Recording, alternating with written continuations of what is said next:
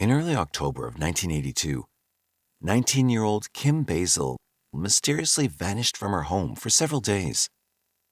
The story took an unsettling turn on October 17, 1982, when Kim's family received communication from her. However, it was unlike anything they could have ever imagined, even in their darkest nightmares. To her utter shock, Kim's sister, 13-year-old Michelle BASEL, answered a phone call that would forever haunt her memory, as it revealed Kim's agonizing torture and desperate pleas for help. But how did Kim become entangled in such a terrifying situation? To unravel this mystery and discover the eventual outcome of this disturbing tale, we must journey back to the streets of Portland.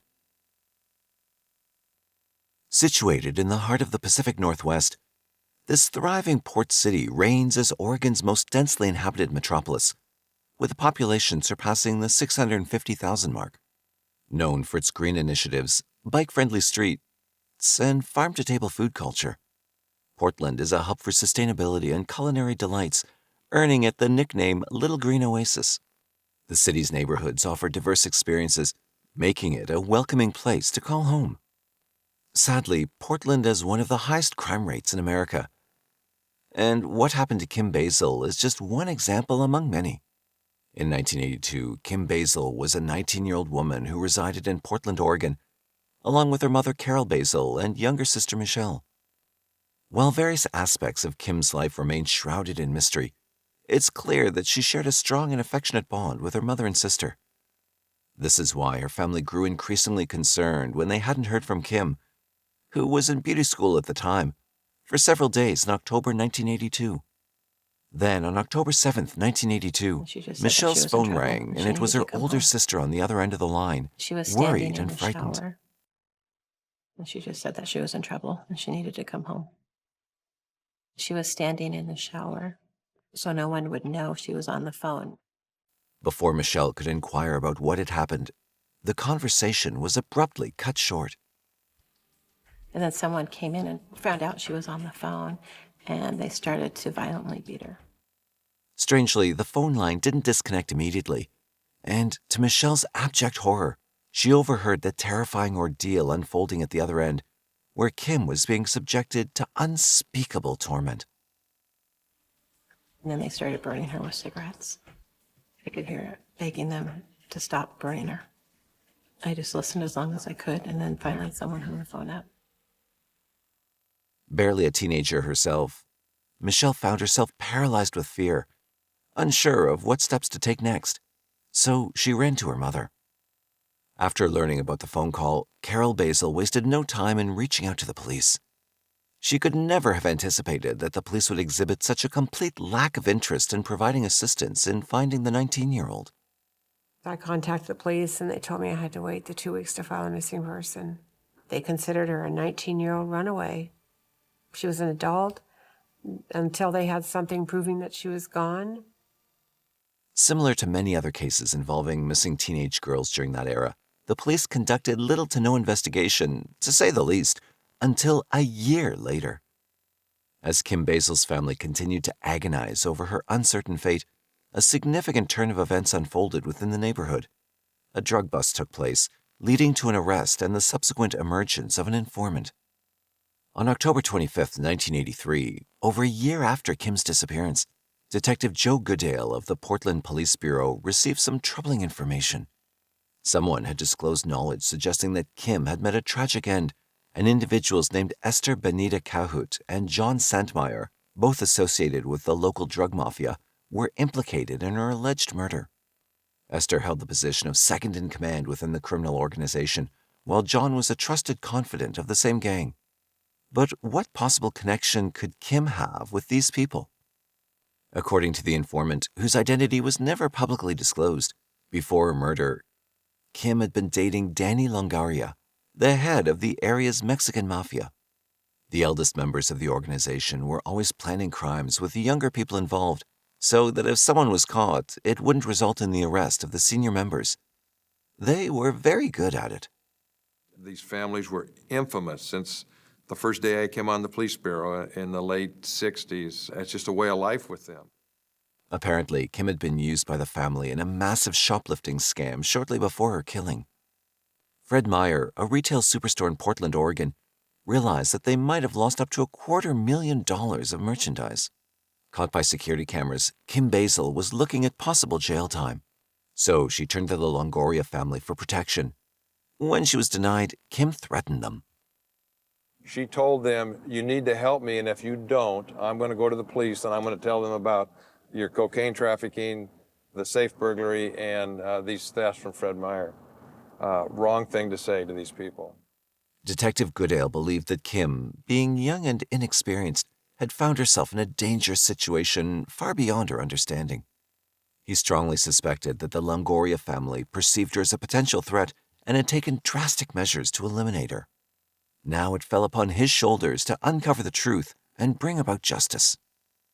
In November 1983, he met with Linda Estes, a Clackamas County detective who was well acquainted with the Longoria family. Together, they made the strategic decision to approach Danny Longoria in an effort to persuade him to snitch on his cousin Esther Cahut or his ally John Sentmeyer, something the Longoria family was well known for. They had a history of secretly recording other criminals, using these recordings as bargaining chips in case of arrests. Their preference was to negotiate and provide information rather than face imprisonment themselves. As anticipated, Danny Longoria did not let the detectives down. While he declared his innocence in Kim BASEL's case, he readily agreed to a police wiretap and pledged to provide information about John and Esther. So, Danny placed a call to Esther. Lawyer said that you said that I killed that broad and that you had the police That's a believed it. story. That's a story. Swear to God. That's an absolutely made up story. You have nothing to worry about. You did absolutely nothing. I mean, I have no contact with you or nothing. That's not the point. I don't want them to put a bum beef on me, man. As Esther remained tight-lipped, yielding no valuable information, the detectives hit a dead end in the investigation. Then rumors began circulating on the street that Kim's body had been put through a wood chipper. Detectives feared that they might find scattered remains of the body on the ground, which they never did. With no additional evidence forthcoming and an uncooperative stance among members of the mafia gang, the case gradually went cold, remaining unsolved for over a decade.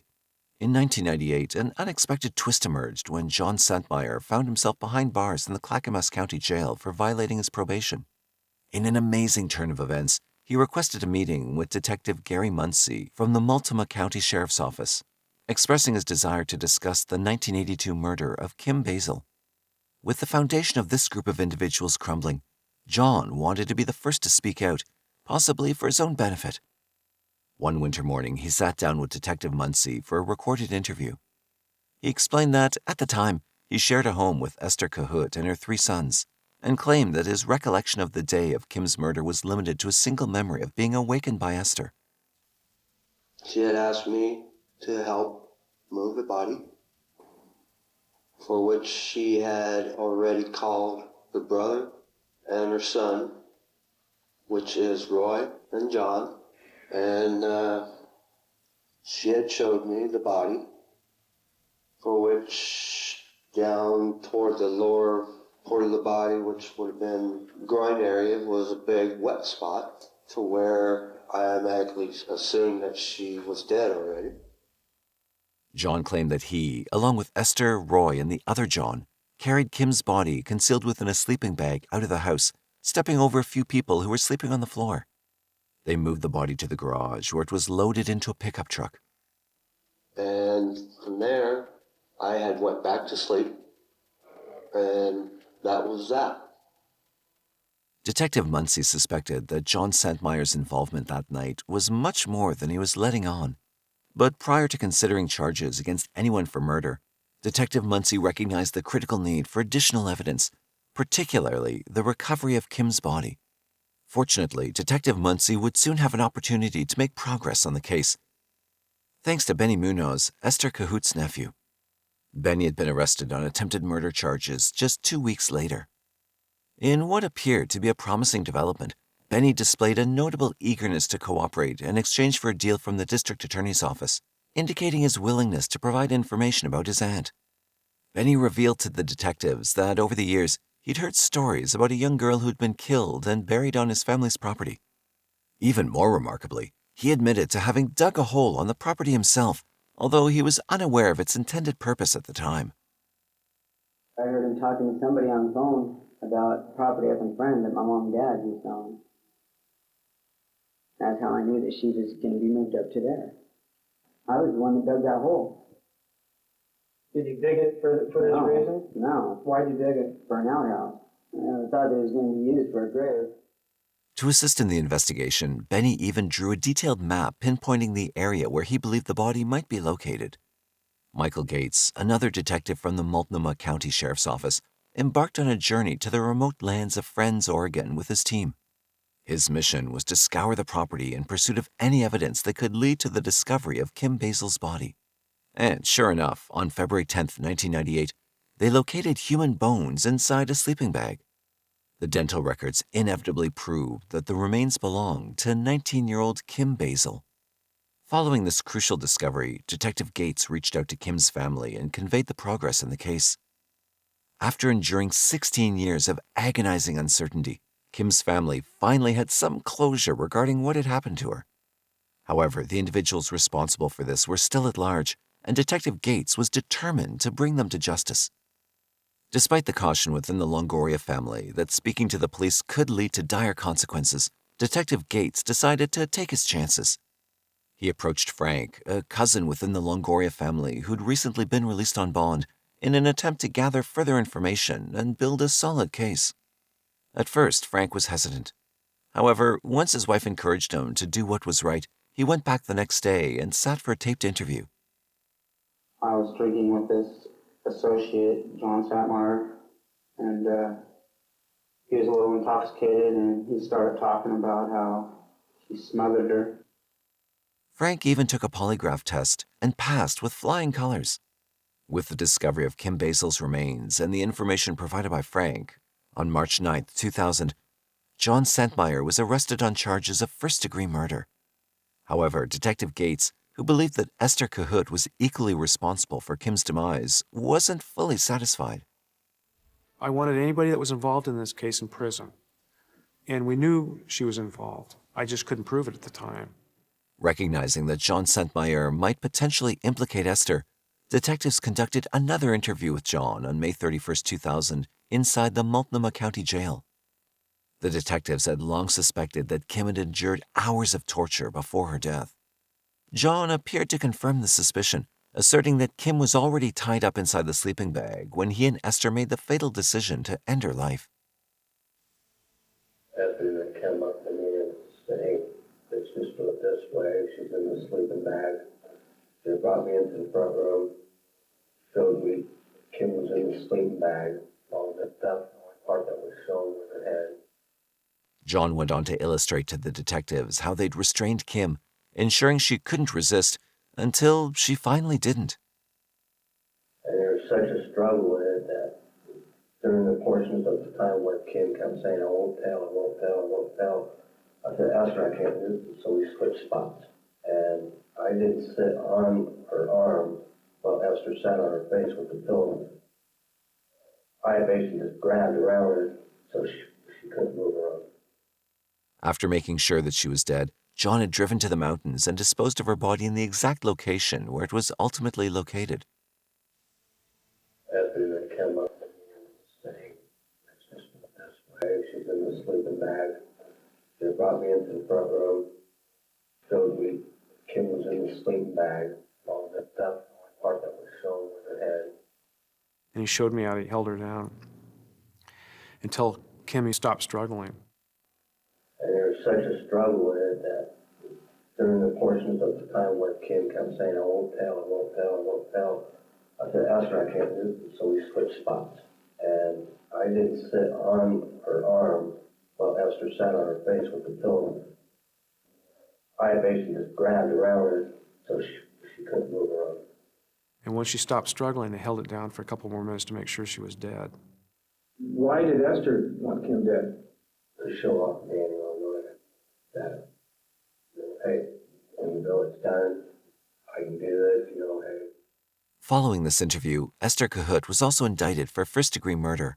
However, she entered a guilty plea to manslaughter and received a comparatively lenient 9-year sentence. John Sandmeyer faced a more extended period of incarceration as he was sentenced to life in prison with a possibility of parole after 10 years.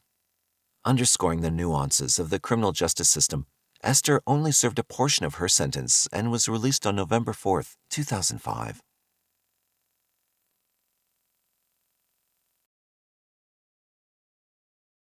Portsmouth, a city in Rockingham County, New Hampshire, United States, is a historic seaport and popular summer tourist destination on the Piscataqua River bordering the state of Maine. And it was here that the tragic story of Laura KEMPTON unfolded back in the 1980s. Laura was born on July 3, 1958. Although details about her early life are scarce, we do know that she grew up in the college town of Durham. At the age of 22 in 1980, Laura decided to make Portsmouth her home. By the summer of 1981, she secured a ground-floor apartment on Chapel Street, situated at the northern edge of the downtown district. This strategic location was close to the Portsmouth Beauty School, where Laura was a student. With just about 6 months left before completing her training to becoming a hairdresser, Laura took on various jobs to support herself while attending school. Her apartment's proximity to Portsmouth shops and restaurants allowed her to find work easily. She worked at Karen's Ice Cream, where she served sundaes to summer tourists. She also worked at Marco Polo, a novelty gift shop on Market Street. Laura had a vibrant social life and loved Portsmouth's nightlife. Her frequent outings with friends led her to popular venues such as the Ranger Club in the Riverside, where she indulged in her love for dancing and mingling in lively crowds. Despite not being in an exclusive relationship, Laura was romantically involved with a man named Charlie. Notably, Charlie was the saxophonist of a band that performed at Luca's, a local restaurant. On the night of Saturday, September 26, 1981, Laura enjoyed a night out with friends at the Riverside Club, a popular dance venue in Portsmouth. It was during this evening that she crossed paths with a man simply identified as JR. He asked her to dance, and the connection between them grew. After the venue closed, they headed to Laura's place in JR's car. Laura extended an invitation to JR to spend the night, and he accepted. The following morning, on Sunday, September 27th, the pair had breakfast together at Goldie's Deli around 9:30 a.m. The meal was brief because Laura had to start her shift at Marco Polo at 10 a.m. To ensure she made it to work on time, Laura left JR at the deli. Later accounts from some acquaintances confirmed this, recounting that Laura hurried off to work, leaving JR at the breakfast spot. After finishing her work shift, Laura went home, took some time to relax, and then prepared to head out again. Around 9 p.m., Laura's friend Karen Weiss arrived at her apartment. After catching up, the two young women ventured out for the evening. Their first stop was Luca's. According to Karen, they danced after dinner at Luca's, and Laura drew the attention of several men. Leaving the restaurant around 1 a.m., the two friends said their goodbyes on the front steps of 20 Chapel Street. Karen headed home, unaware that it would be the last time she would see her friend alive. On the morning of September 28, 1981, Officer Ron Grivois strolled through downtown Portsmouth, New Hampshire, near the Old Harbor. His destination was Laura's residence, where he intended to serve her a court summons for neglecting to pay her parking meter violations. Upon arriving at the apartment, Officer Grivois knocked, but there was no response. Testing the front door, he found it unlocked. Upon entry, a discerning sight greeted him. A messy pile of bedding near the door was illuminated by a beam of light, revealing a pair of legs protruding from beneath blankets. These legs were bound at the ankles with what seemed to be a white cord. Beneath Laura's body, a substantial pool of blood had soaked into her oval-shaped brown rug. Instinctively realizing the severity of the situation, the officer withdrew from the scene. He quickly surveyed the hallway and checked the building's stairwell, but found nothing suspicious. Satisfied that the immediate scene was secure, he stepped out and called for backup on his radio.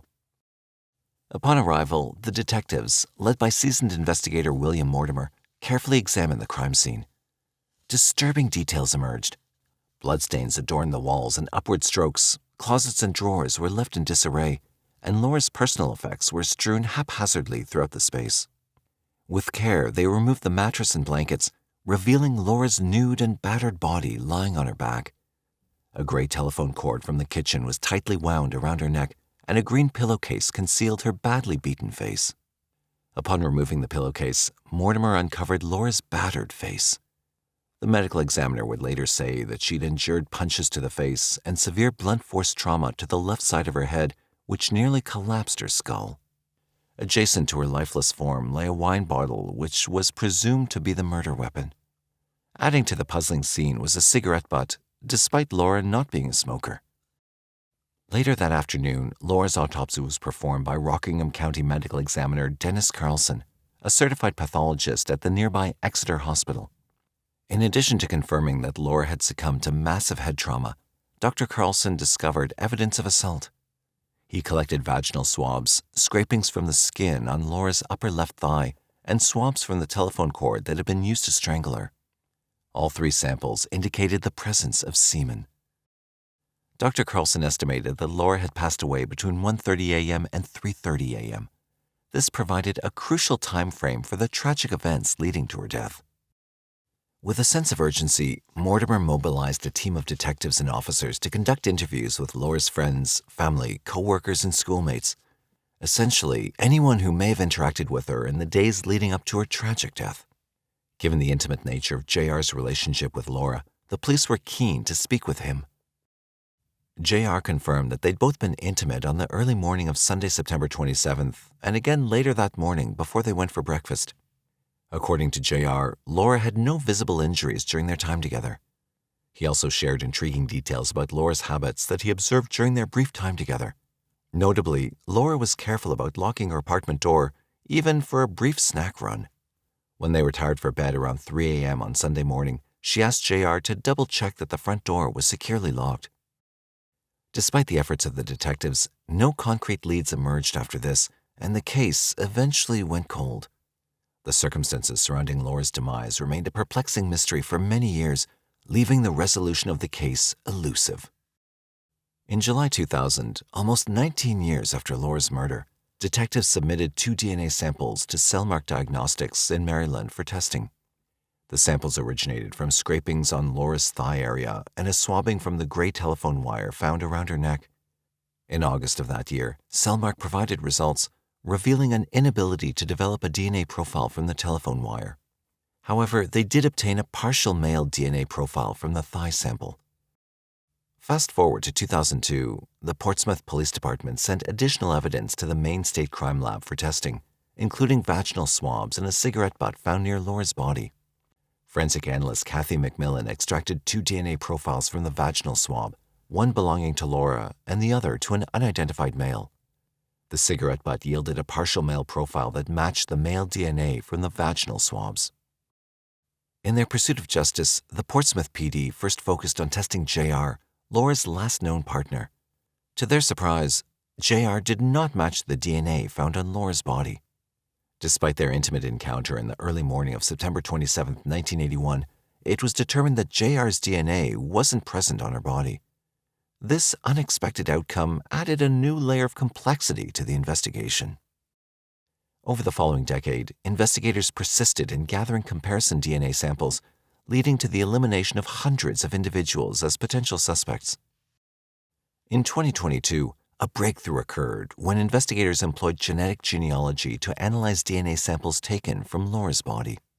This technique involves comparing unidentified DNA, typically from a crime scene, to DNA in genealogy databases to either narrow down suspects or identify their relatives. By uploading a DNA sample from the crime scene to a public genetic genealogy database, investigators identified a person related to the DNA contributor. Subsequently, investigators traced the biological parents of this person and discovered they shared only one biological son, Ronnie James Lee. However, they soon discovered that Lee had passed away in 2005 at the age of 45 due to acute hard drug intoxication. But this didn't deter them. Armed with this knowledge, investigators obtained DNA from Lee's blood card preserved from his autopsy. Subsequent testing in 2022 and 2023 revealed that Lee's DNA matched various samples from the crime scene. Additionally, authorities uncovered that Lee had worked in Portsmouth at the time of Laura's killing. Collectively, these findings led investigators to the conclusion that Lee was responsible for Laura Kempton's death. They asserted, beyond a reasonable doubt, that he'd broken into her apartment with the intention of robbery, taking advantage of her, or both. In a decades-old cold case in Portsmouth, New Hampshire, officials have named a suspect in the murder of 23-year-old Laura Kempton, a beauty school student who was killed back in September 1981 inside her apartment on Chapel Street. Well, this afternoon, investigators say DNA technology led them to identify a suspect. Ronnie James Lee. Mr. Lee was 21 years old at the time that he assaulted and murdered Laura Kempton. Based on the comprehensive evidence gathered during the investigation into the homicide of Laura, the Attorney General concluded that if Lee were still alive, the Attorney General's Cold Case Unit and the Portsmouth Police Department would pursue alternative charges of first-degree murder. This would be based on knowingly causing Laura's death before, after, or while engaged in the commission of, or attempting to commit aggravated felonious assault. Alternatively, charges would involve purposely causing Laura's death by striking her with a blunt object. In response to this development, Laura's family released a statement expressing their gratitude to those who tirelessly investigated the case. The family acknowledged the diligence, determination, and extraordinary personal commitment of investigators over the past decades, leading to justice for her. Our next case leads us to Galt, a city located in Sacramento County, California. Living in Galt offers residents a sparse suburban environment, and it's worth noting that most of the inhabitants in this community are homeowners. It was here that the story of Lucille HULTGREN unfolded. Not much is known about Lucille's early life, but it is known that she and her husband, Frank HULTGREN, relocated to Galt from Idaho in 1968. They were the proud parents of two children, Frank and Henry. By the late 1970s, their sons had grown up and moved away, but Lucille and Frank continued to reside in the neighborhood.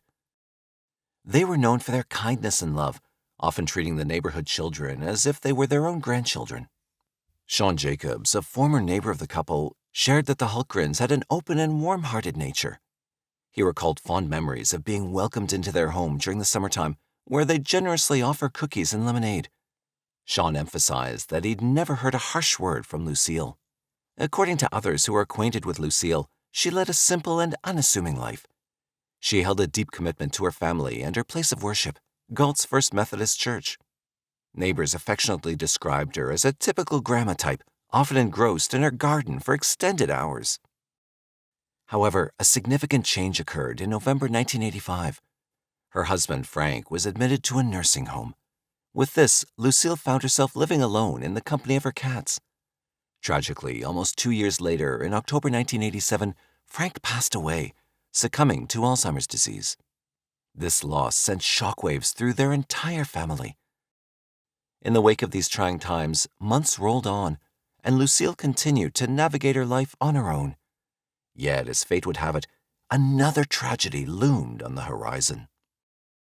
On Friday, May 20th, 1988, Lucille celebrated her 79th birthday, but little did anyone know that it would be her last. The following Sunday, May 22nd, her absence from church raised concerns among her fellow church members as she was a regular attendee. On May 23rd, two of Lucille's friends decided to pay her a visit to check on her well-being. They entered her home through a partially open sliding glass door. Once inside, to their profound shock, they discovered Lucille's lifeless body in her bedroom.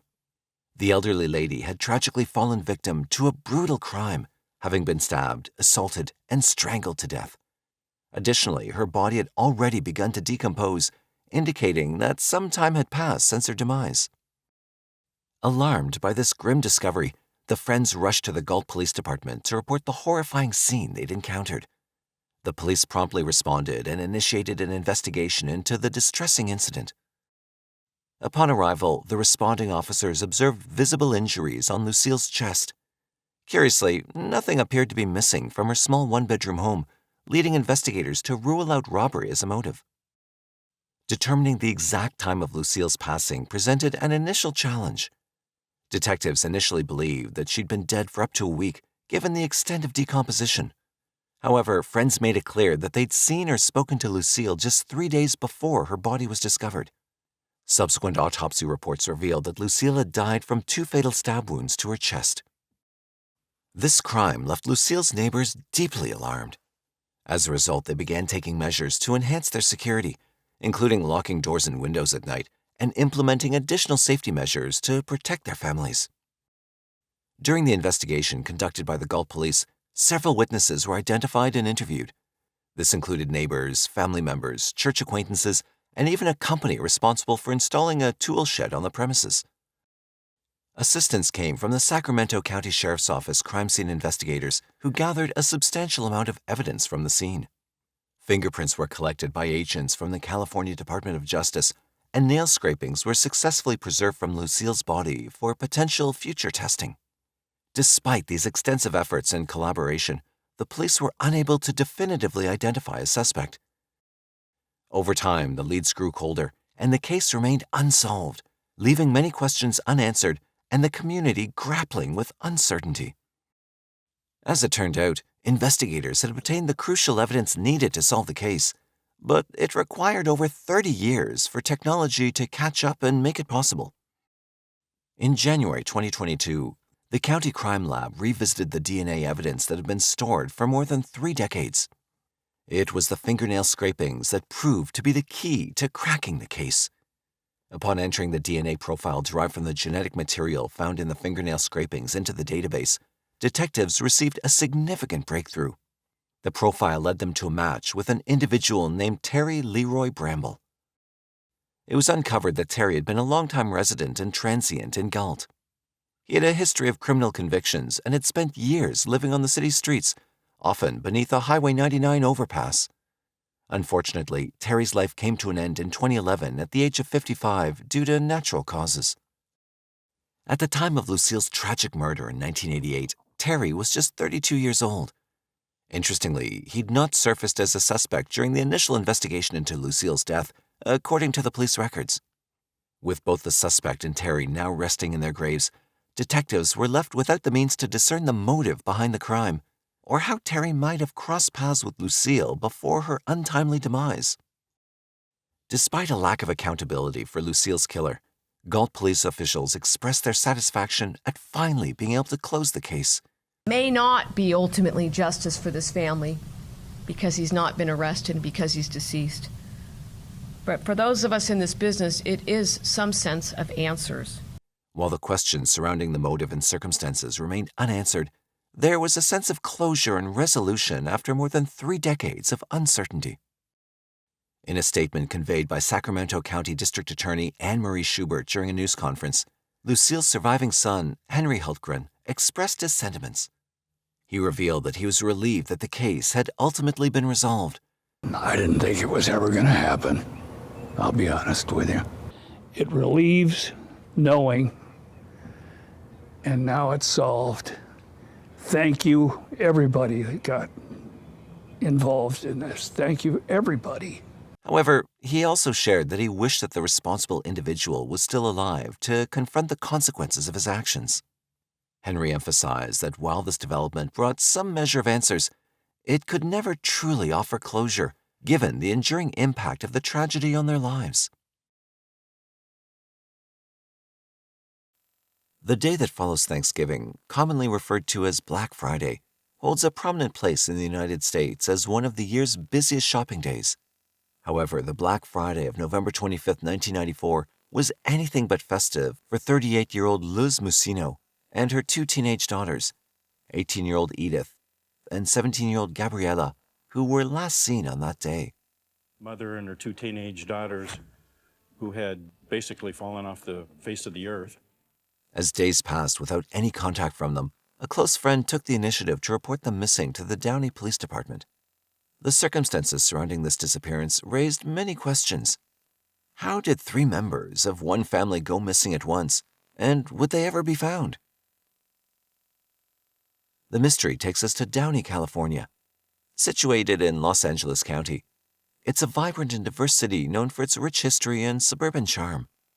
With a population of over 110,000 residents, it's perhaps most famous for being the birthplace of the Apollo space program and boasts the Columbia Memorial Space Center as a testament to its aerospace heritage. Downey generally maintains a crime rate considerably lower than the national average, contributing to its reputation as a relatively safe community.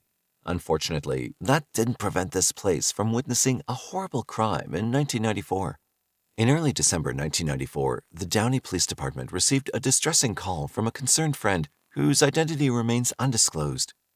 This woman filed a missing persons report for her friend, 37-year-old Luz Maria MUCINO, and Luz Maria's teenage daughters, 18-year-old Edith and 17-year-old Gabriella.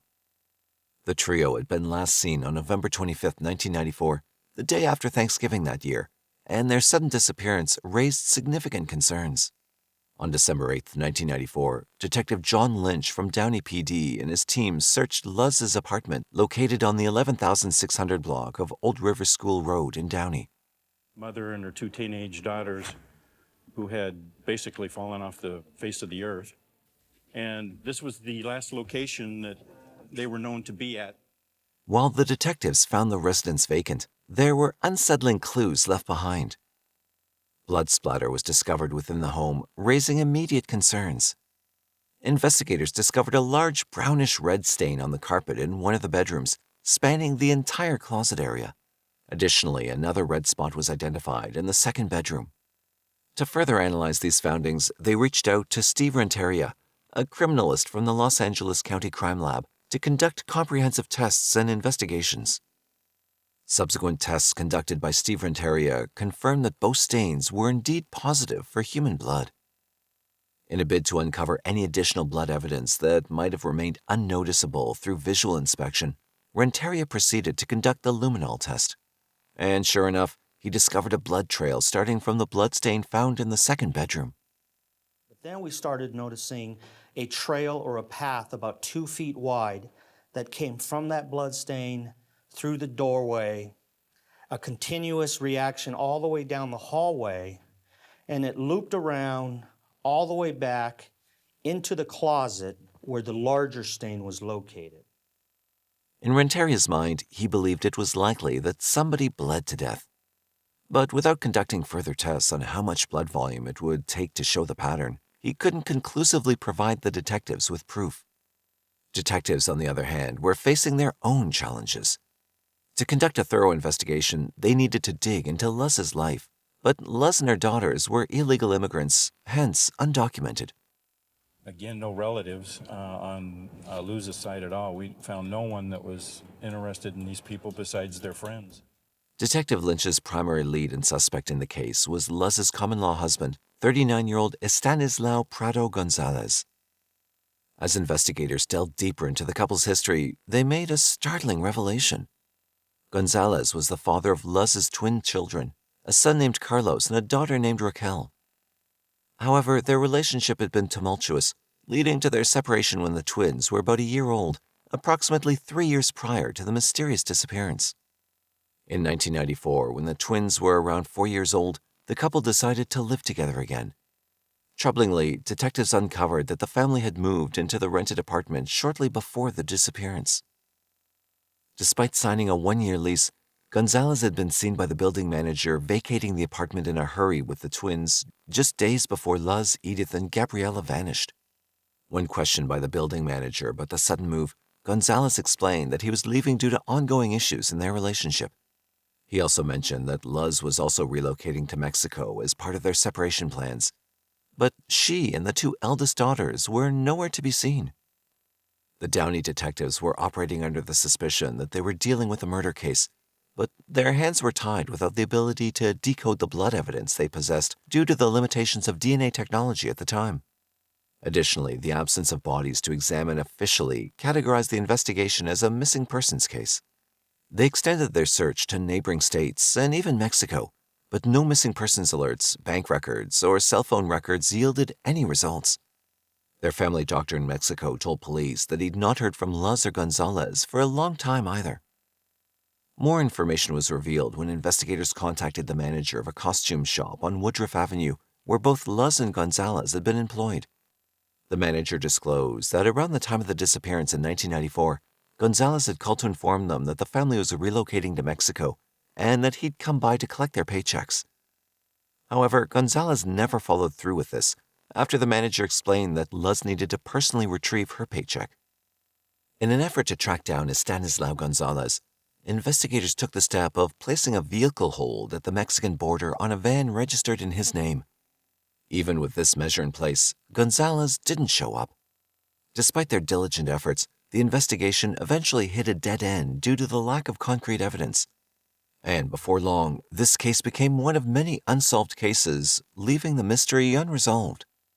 In 1999, as he neared retirement, Sergeant Jill Alsasser of the Downey Police Department decided to revisit the perplexing MUCINO disappearance case.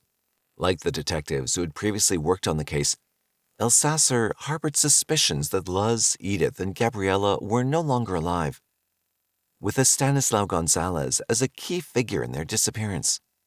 Although Gonzalez remained off the radar, detectives made some headway in the case.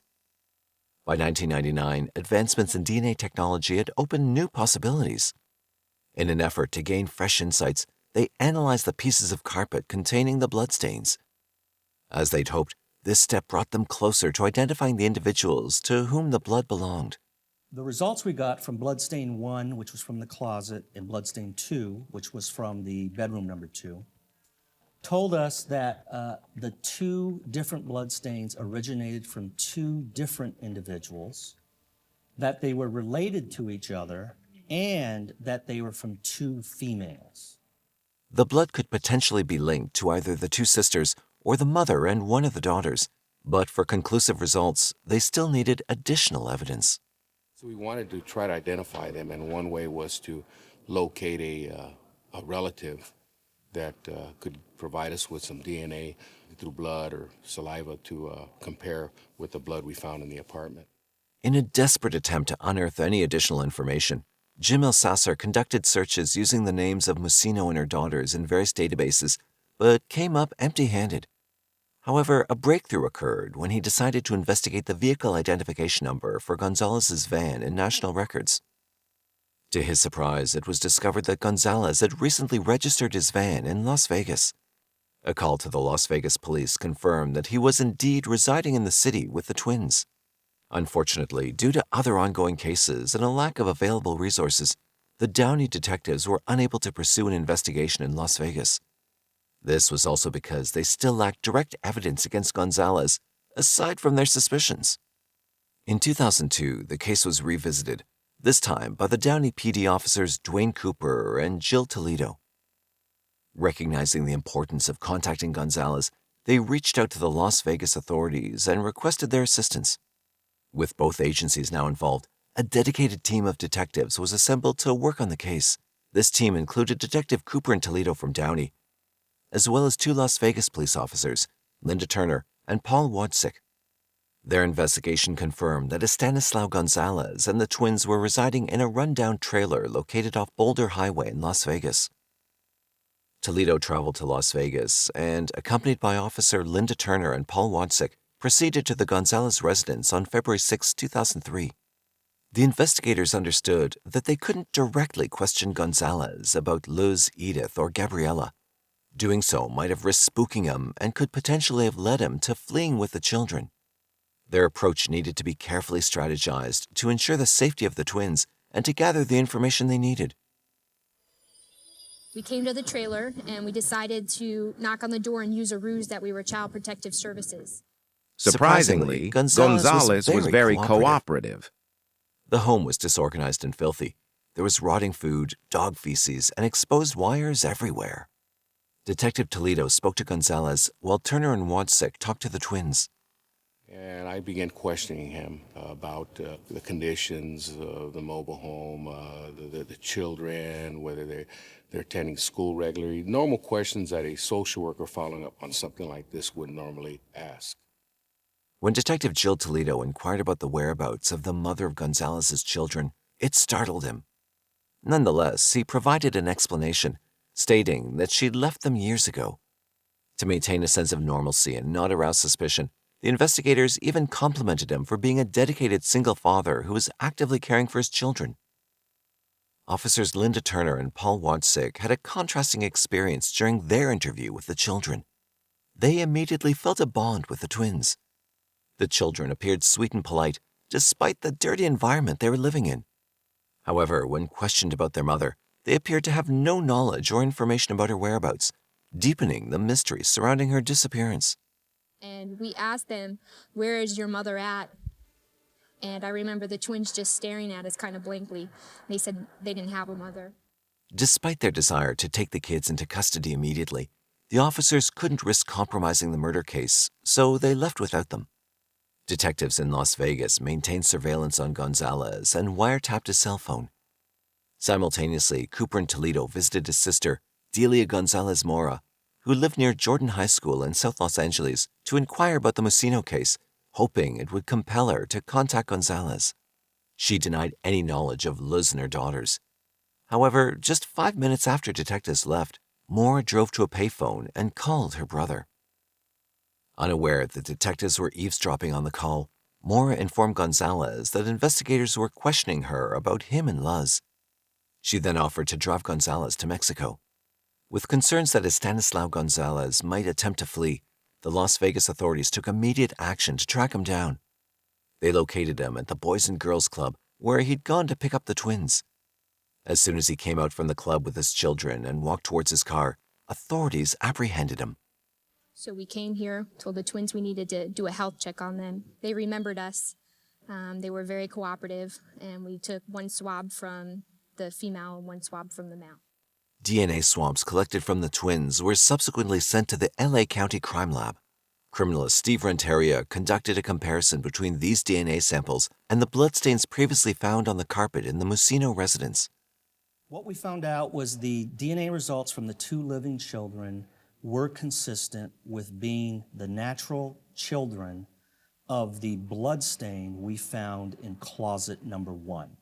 So by doing that, we were able to establish that that is where the mother bled out in that particular crime scene. Estanislao Gonzalez was promptly taken into custody, and the twins were placed under protective custody before being transitioned into foster care. Needless to say, his reactions to inquiries about the MUCINOs were not pleasant. When I first mentioned to him that I wanted to talk to him about the disappearance of Luz MUCINO, his jaw dropped and everything came tumbling down on him. He was very startled. Faced with Gonzalez's persistent denials during the interrogation, the detectives resorted to a strategic ruse. They informed Gonzalez that they possessed his DNA, even though, in reality, they didn't. We can prove it. Okay, now you can prove that I killed these people. Yeah. Did I did this with my own hands? Did I personally kill them? You an answer? What's this? With a knife or whatever?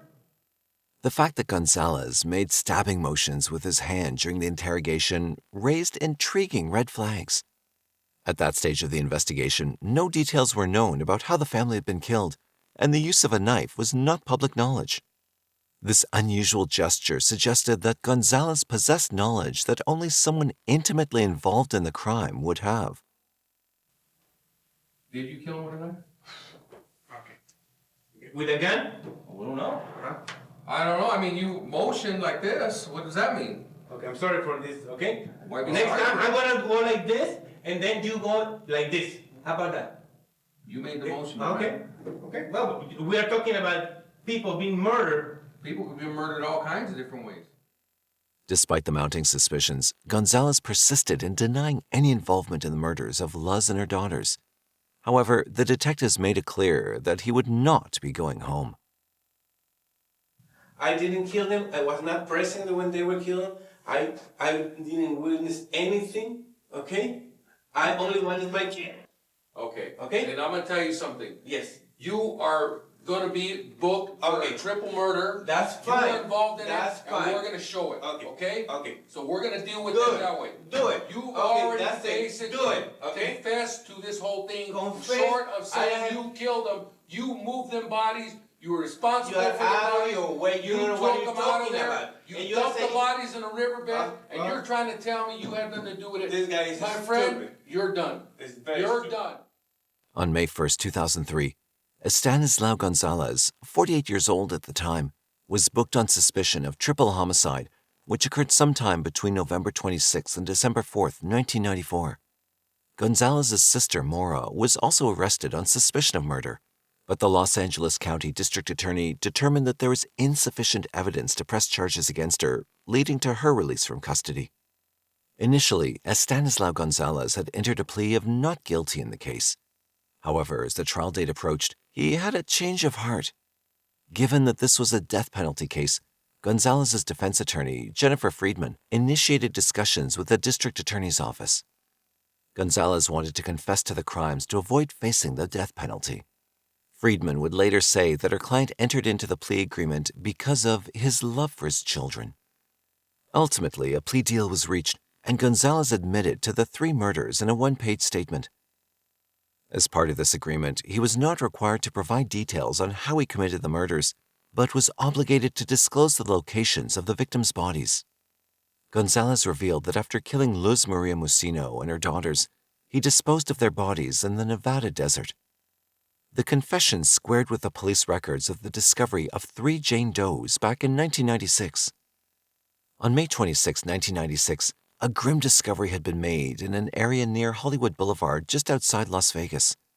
A group of children walking a dog stumbled upon the naked remains of a woman next to a ditch, and local authorities were called to the scene. Shockingly, they uncovered 2 more bodies. Autopsies conducted on the victims revealed that the oldest female was estimated to be between 35 and 50 years old, while the other 2 women were believed to be between 25 and 35 years of age. Tragically, 2 of the women had died from strangulation, and the 3rd victim had succumbed to suffocation along with suffering a fractured skull. Investigators struggled to find any evidence to establish the identities of the victims. It was a sad reality that Las Vegas was a common destination for workers from various parts of the world, and due to the lack of identification, these deceased women were often referred to as Hollywood Jane Does, a name reflecting the assumption that they might have been involved in sex work.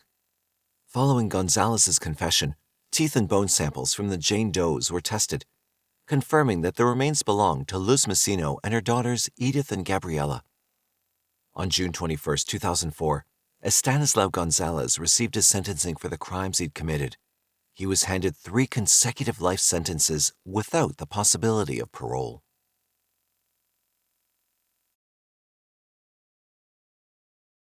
Santa Rosa is the largest city in California's wine country and Redwood Coast, with a population of more than 170,000 people. However, before going into the events there, let's first journey to Burlingame, a city located in San Mateo County, California. Noelle Russo was born in the 1940s, and while details about her family are scarce, she grew up in San Mateo County, California. In 1962, she garnered local attention and made headlines by earning the title of Miss Burlingame at the age of 16. During an interview she did for an article, she shared her aspirations of becoming a model and said her favorite sport was dancing the twist. A photograph accompanying this article captured Russo's radiant smile as she clutched a bouquet of flowers. Over the next 2 decades, Russo's life underwent significant changes. She married and divorced twice. She also welcomed a son into the world. It's not known when all these life events occurred. At one point, she pursued a career as a forest ranger trainee in Colorado. Eventually, she returned to the Bay Area and enrolled at Santa Rosa Junior College. At the time, Russo had a knack for biking around town. She also enjoyed hitchhiking. This was a habit that concerned her friends due to worries about her trusting strangers too much. On June 24, 1983, Russo went over to a friend's place in Santa Rosa. At the time, she had an argument with her boyfriend. Details about this boyfriend or the cause of the disagreement are unknown. That evening, her friend offered to drive her to Courthouse Square, where Russo planned to catch the Golden Gate Transit bus back to her apartment at Rohnert Park. Tragically, from that moment on, Russo disappeared without a trace. On Monday, June 27, 1983, a 7-year-old boy made a chilling discovery. Russo's lifeless body was found behind a real estate office near Sonoma State University in Rohnert Park. She was found without clothes. Responding swiftly, deputies from the Sonoma County Sheriff's Office arrived at the scene. Their investigation revealed that she'd been fatally beaten with a piece of lumber from a nearby stack of wood. The Violent Crime Investigations Unit detectives launched a thorough investigation into Russo's murder. They strongly suspected that she never boarded the bus to Rohnert Park. Deputies and detectives gathered significant evidence and conducted numerous interviews during this inquiry. In the days that followed the tragic incident, investigators worked with a sketch artist to create an image of Russo in the clothing she wore on June 24, 1983. They shared it with the public, aiming to generate leads. Over time, detectives pinpointed specific individuals as persons of interest in Russo's case, but no arrests were made. Unfortunately, the trail to her killer went cold, leaving her tragic murder unresolved. Despite this, the VCI detectives persisted in pursuing leads. Between 2010 and 2023, law enforcement submitted evidence for DNA analysis to the Santa Clara County Crime Lab and the Serological Research Institute. These efforts finally paid off in 2023 when a suspect was positively identified. The man, Alfredo Carretero Jr., age 65, had prior convictions in Sonoma County in 1995 and 2001 for possessing stolen property and drug possession. The exact nature of the evidence leading to Carretero's implication in this long unsolved case wasn't specified by officials. Authorities only disclosed limited information about Carretero, focusing on his previous convictions. VCI detectives obtained a warrant for the arrest of Carretero Jr. in connection with Russo's murder. On October 2, 2023, they successfully apprehended him and booked him into the main adult detention facility on a murder charge. Currently, he's held without the option of bail. The prosecutor's office says police collected DNA evidence from the victim, the apartment, and cigarette butts that were left behind at the scene. And the DNA was unknown at the time. But thanks to current technology, that DNA was matched to Stewart, and further testing confirmed that match. Hamilton County Prosecutor Melissa Powers says while the case was cold, the search for answers never stopped. Justice will now unfold as Carretero Jr. faces the consequences of his alleged actions in a court of law. On March 8, 1987, Raymond DEMEL and his wife Rita DEMEL were headed back to their seaside residence, driving along Blanco Road near the Salinas River Bridge. After a night of drinking, the 49-year-old father of three, an Army veteran, pulled over to the roadside and lost consciousness due to excessive alcohol consumption. Rita, his wife, became fearful and desperately sought help. She eventually flagged down a passing car for assistance. The driver of a dark-colored pickup truck parked a short distance away from the DEMEL's car, offering a flicker of hope during her desperate moment. However, the story was far from over. An hour later, the police received a 911 call. Radio. Yeah, I got in on my data line reporting that there's a lady reporting that there's her husband is lying in the van. He's shot out the window. He won't respond to her, and she doesn't know if he's dead or alive. What might have transpired during that 1-hour interval for the couple? Is there any possibility that the motorcyclist played a role in what occurred, or could there be another factor at play? Monterey County, California is a place of awe-inspiring natural beauty, boasting picturesque landscapes that stretch along the expansive Monterey Bay. Renowned globally for its wealth of marine wildlife and the freshest seafood imaginable, it captivates the hearts of all who visit. But apart from its natural beauty, the place is also known for its rich history, diverse culture, and vibrant communities, making it a captivating destination for both residents and visitors alike. However, beneath this scenic exterior lies a chilling statistic. The county has a history of over 130 unsolved cases dating back to 1959. Tragically, the case of Ray DEMEL appeared destined to join this list, casting a shadow over the region's otherwise serene reputation. Raymond Edwin DEMEL was born on April 30, 1939, in Olean, Cattaraugus, New York, to the family of Edwin Joseph DEMEL and Lola Eveline Hills. His formative years remain largely obscure, much like many aspects of his life's journey. He served in the Army for a period, and later he settled down with Rita Marie Martinez, raising 3 children in Seaside along Blanco Road. Their family life appeared unremarkable, devoid of any notable incidents or controversies.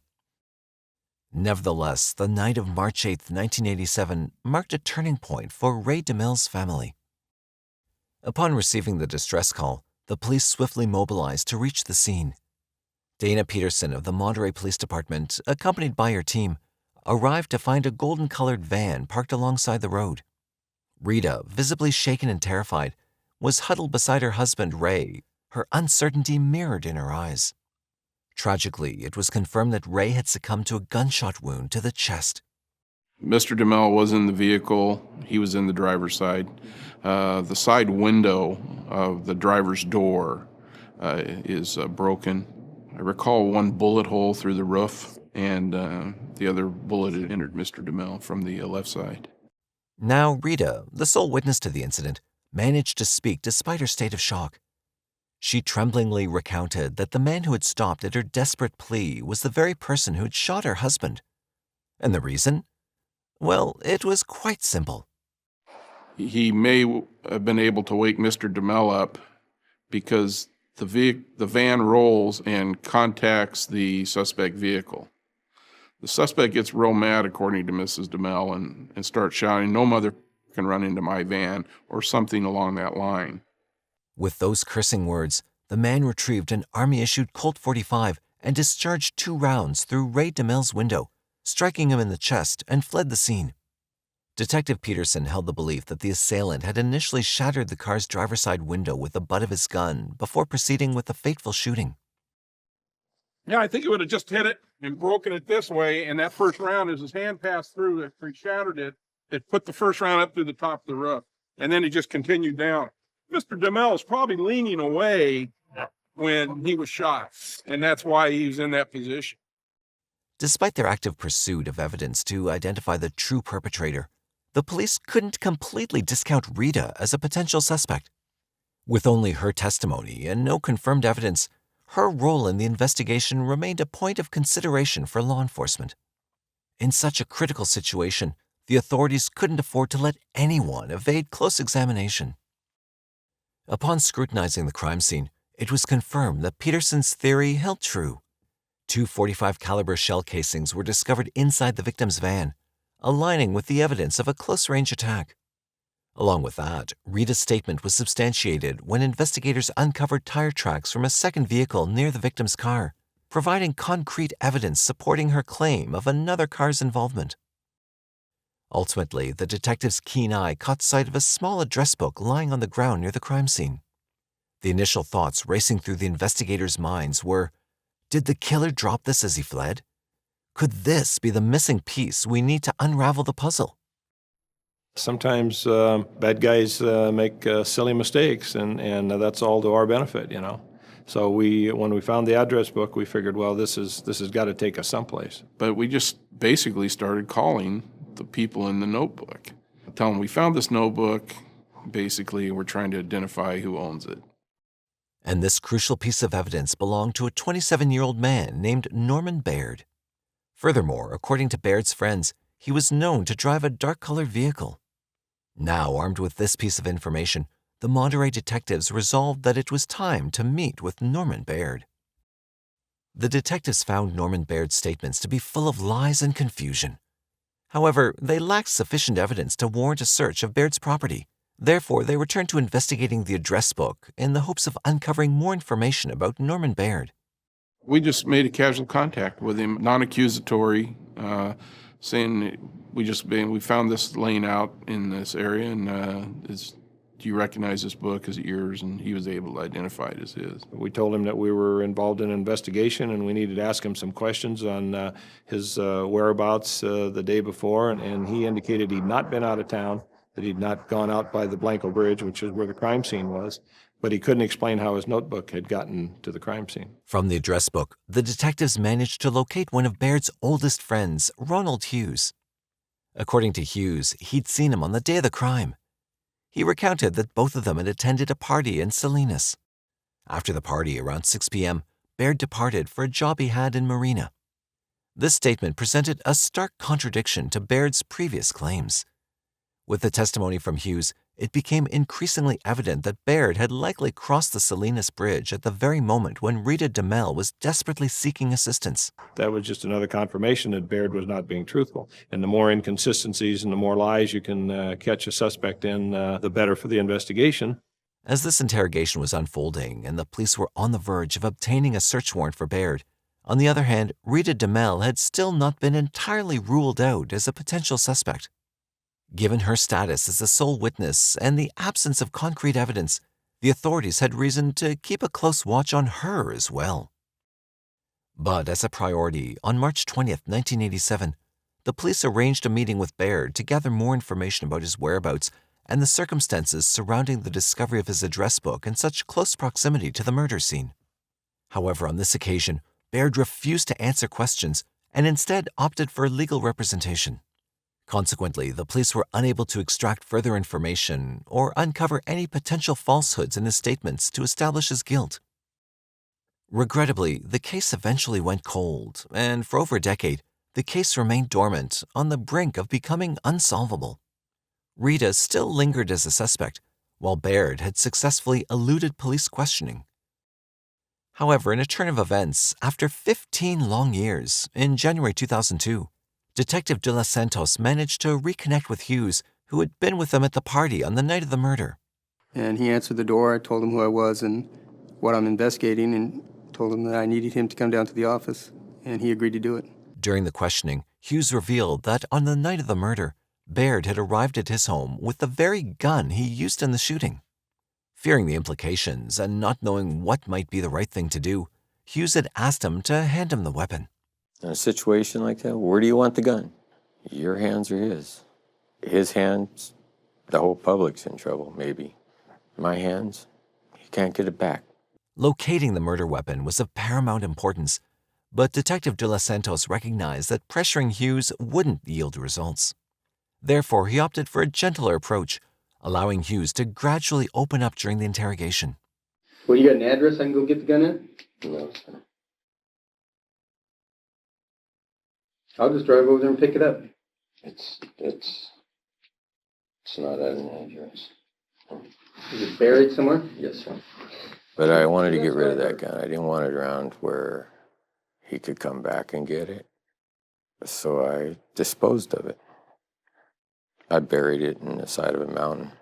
Is it Old Stage Road or San Juan Road, San Juan Grade Road?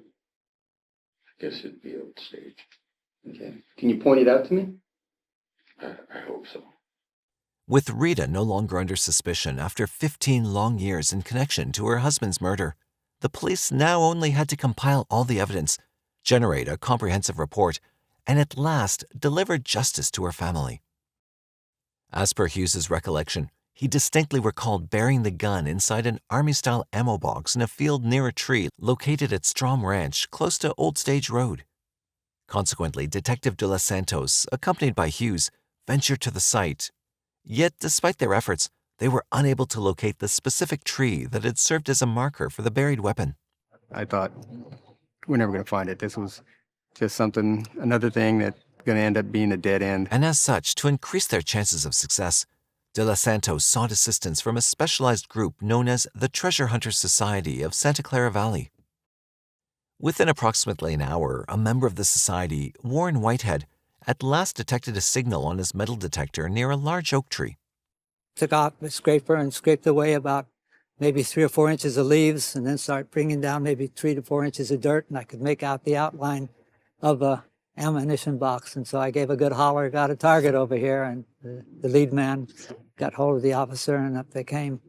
The military-issued case had fulfilled its role impeccably, preserving Baird's fingerprints on an ammunition box, which contained the .45 caliber gun and ammunition. Experts confirmed that the fatal bullet was indeed fired from the gun, which still bore the inscription, "Model of the U.S. Army." Interestingly, it was registered to an individual who had reported it as missing when he relocated from a house in Salinas in 1984. Baird subsequently became the next tenant at that location. With the amassed evidence, the police had acquired sufficient grounds to charge Baird with the murder of Ray DEMEL in 1987. Justice was finally within reach. After a long and struggling 15-year wait, Baird pleaded no contest to second-degree murder and received a sentence of 15 years to life in prison. Ray's wife, Rita, bore witness to the sentencing, finding closure at last as justice was ultimately served. For many of us, the workplace holds a unique significance in our lives.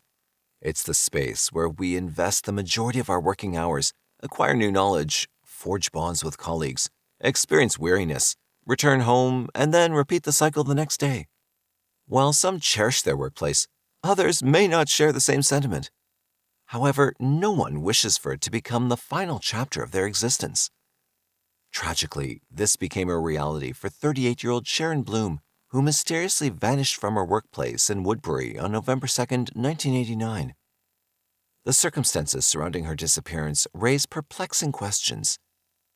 Did she choose to vanish of her own accord, or was there a more sinister force at play? To seek answers, we must journey back to the place where this haunting tale began.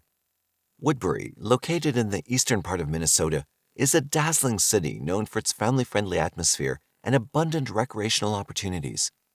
With a population of over 75,000 residents, Woodbury offers a mix of suburban charm and urban amenities. Its well-regarded school system and low crime rate contribute to the city's reputation as a safe and welcoming community for both families and professionals. This is why it's difficult to fathom that in 1989, a crime occurred in broad daylight in the very heart of this community. November 2, 1989 started like any other day in Minnesota. Following her usual routine, 38-year-old Sharon Bloom said goodbye to her live-in boyfriend, David Kofod, and set off for her job at 3M in Woodbury, a mining and manufacturing company, where she held the position of a system analyst. Sharon arrived at her workplace at 7:30 a.m.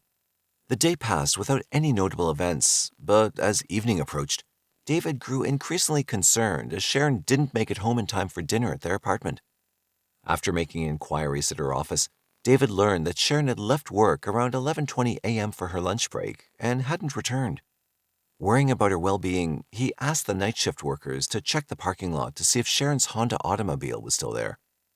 And at 11 approximately, I got a call back. Instantly, David knew that something was wrong. He spent a sleepless night, anxiously awaiting Sharon's return, but she never came home. As morning broke on November 3, 1989, and Sharon still hadn't returned, David wasted no time and immediately filed a missing persons report with the Woodbury Police Department. Investigator David Hines took charge of the case and began his investigation with the sole clue left behind by Sharon, her car. For her to leave that behind didn't make any sense. We were quickly getting to the idea that she had definitely disappeared from the workplace. There was no evidence found inside or outside of the car. So Hines next focused on the circumstances surrounding Sharon's work environment. What he discovered was concerning. Disturbingly, in the months preceding her death, Sharon had been the target of anonymous hostile pranks at work, including the taking of items from her locked desk. On one occasion, materials that Sharon had prepared for an important presentation disappeared, only to reappear in a different area of her desk after the presentation. 4 sets of keys were stolen from her desk and never found.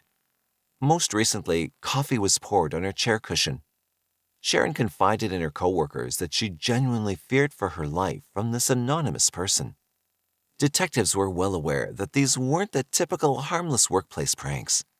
It was evident that someone had deliberately singled her out. And was in tears, and her reaction was, what could I have done to somebody that could cause them to hate me so much? But who and why? Soon enough, detectives had a lead. They discovered a crucial detail. On the day of Sharon's disappearance, all of her coworkers had returned to the office after lunch, except for one. Stephen Zanter, who, like Sharon, worked as a systems analyst at 3M. This raised red flags and heightened suspicions surrounding Zanter's possible involvement in her disappearance.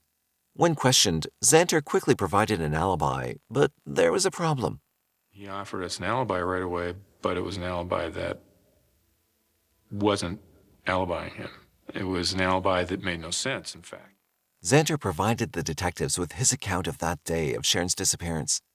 He claimed to have left work shortly after 11 a.m., and after having lunch at a Burger King in Maplewood, he was returning to work.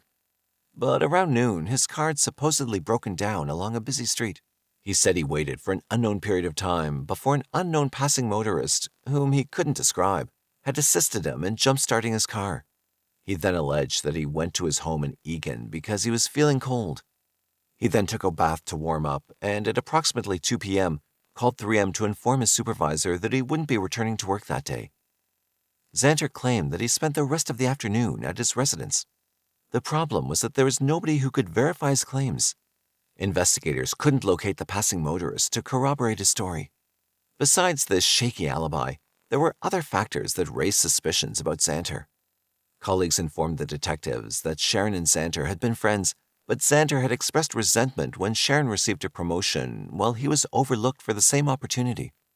This brewing workplace jealousy added a layer of motive that the investigators couldn't ignore. Many believed that Stephen Xanter was fully capable of being the one making Sharon's work life a nightmare, given his previous questionable actions.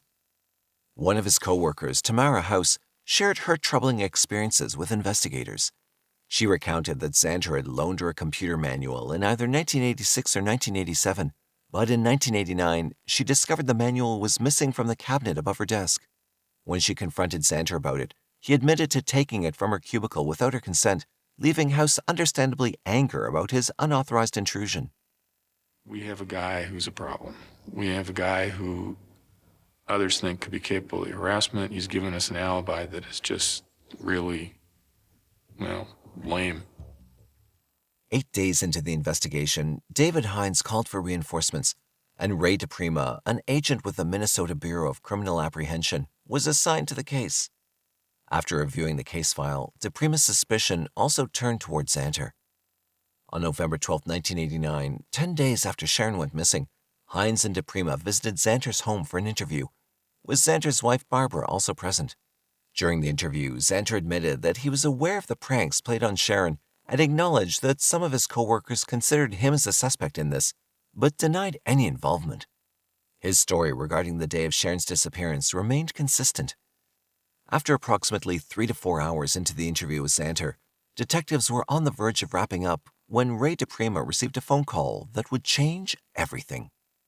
And as we're conducting the interview, my pager went off, and I was informed by my supervisor that Sharon Bloom's body had been found in a cornfield.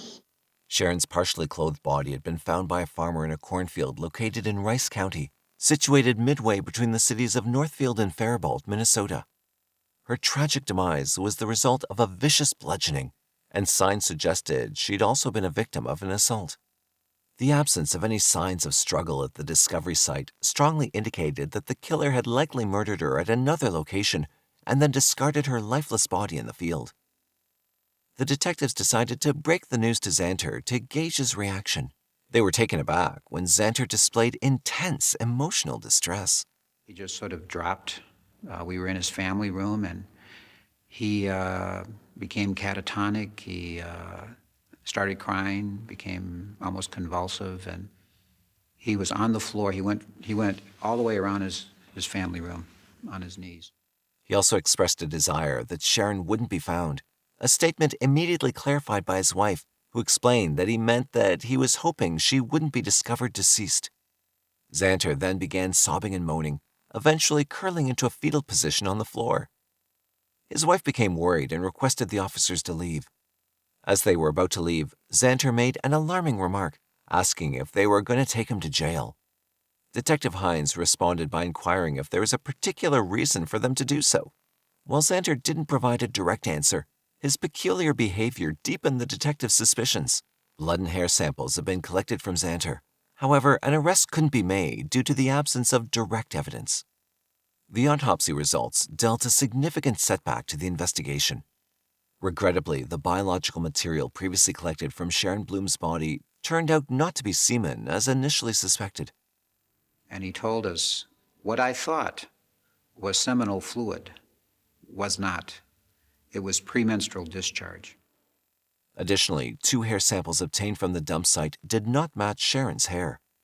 While microscopic analysis suggested some similarity to Stephen Xanter's hair, there was no conclusive evidence to link him to the crime. As time passed, the investigation reached a standstill due to a lack of viable leads. A potential breakthrough appeared to be on the horizon more than 2 years after Sharon's murder.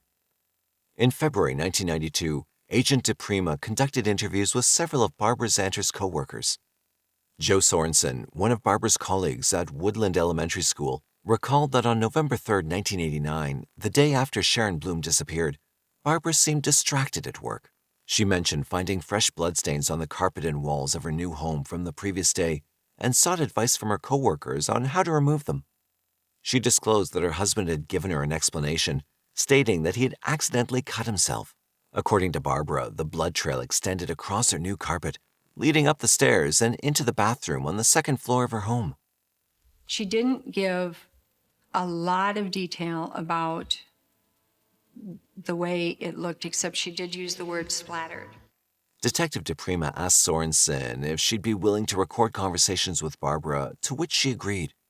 Joe arranged to meet with a few co-workers at Barbara's house, and everyone except Barbara was aware that the conversation was being recorded. You know, you shared a lot of stuff with us that at the time all of this chaos was, and I don't know, do they know all of that? What kind of things? Well, tell me what you're thinking of.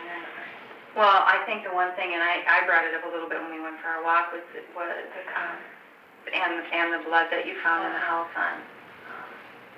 It was real close to the time when Sharon Bloom disappeared. Yeah, and that bothered me too.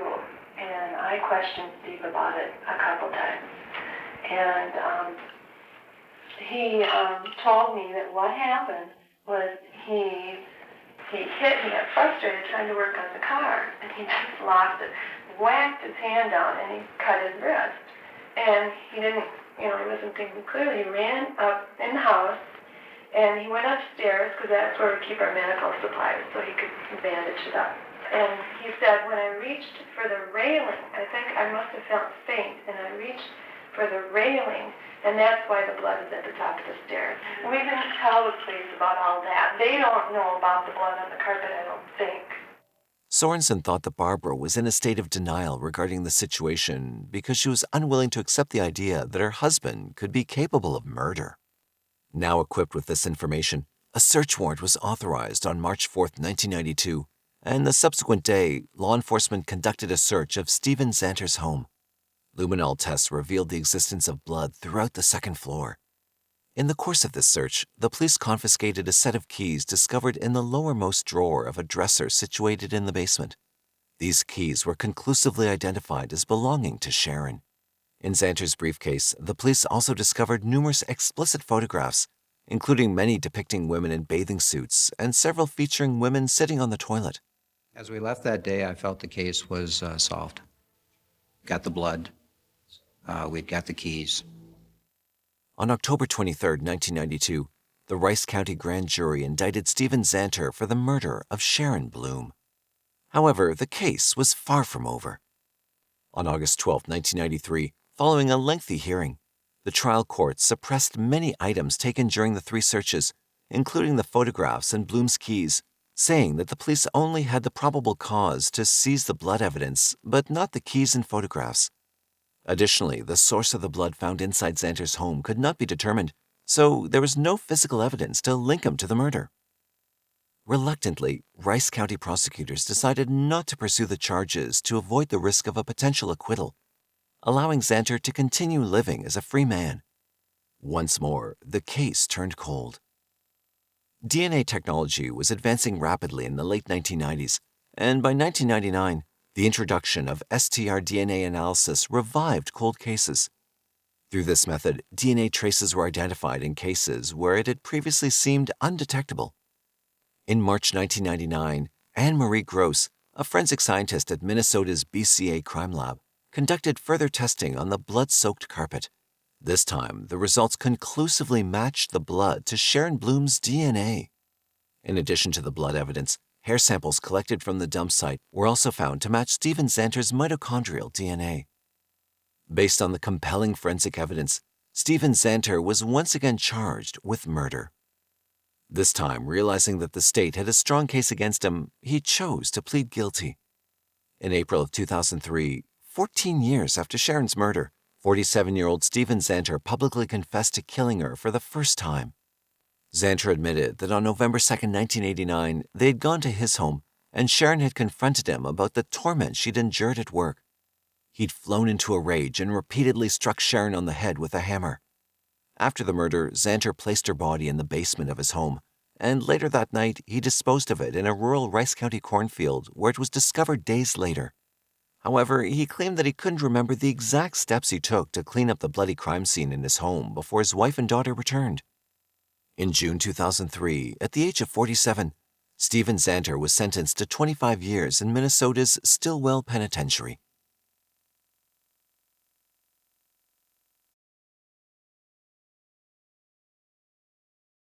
Our next case takes us to Indianapolis, the capital and most populous city in the U.S. state of Indiana, boasting a population of more than 800,000 residents. But before we explore the events in Indianapolis, let's journey back to Muskegon, Michigan, where Amanda Grace Byers Blackburn was born on July 31, 1987, to Phil and Robin Byers. After her birth, her family moved to Indianapolis, Indiana, where she started school before later relocating to Elkhart, Indiana in 1995. In 2006, Amanda graduated from Elkhart Christian Academy. Amanda's life took a significant turn when she met Davy Blackburn on a blind date at a Christian rock concert. Their connection was instant. In 2008, Amanda graduated from Pensacola Christian College in Pensacola, Florida with an associate's degree, and that same year, she and Davy tied the knot. For 4 years, the couple resided in South Carolina, where Davy fulfilled the role of an assistant pastor at New Spring Church. However, in 2012, Amanda and Davy decided to embark on a new chapter in their lives by relocating to Indianapolis. Their goal was to establish an independent church, Resonant Church, on the north side of the city. The year 2014 marked another milestone as they welcomed their first child, a son named Weston. At this point, it appeared that life was flourishing, and the couple was content. However, tragedy was lurking just around the corner. On November 10, 2015, Davy's day began around 4:30 a.m. He started by reading his Bible and then headed to the gym at approximately 6 a.m. On his way out, he left the door unlocked, as they only had one house key, which happened to be on his wife's key ring. Davy's gym session lasted for about an hour. When he returned home, he was engaged in a phone conversation with a friend.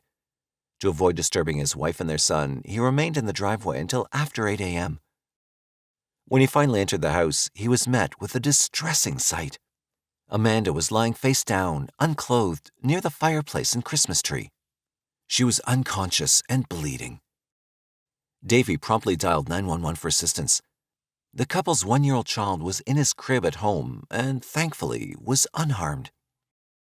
Tragically, Amanda succumbed to her injuries 2 days after the incident.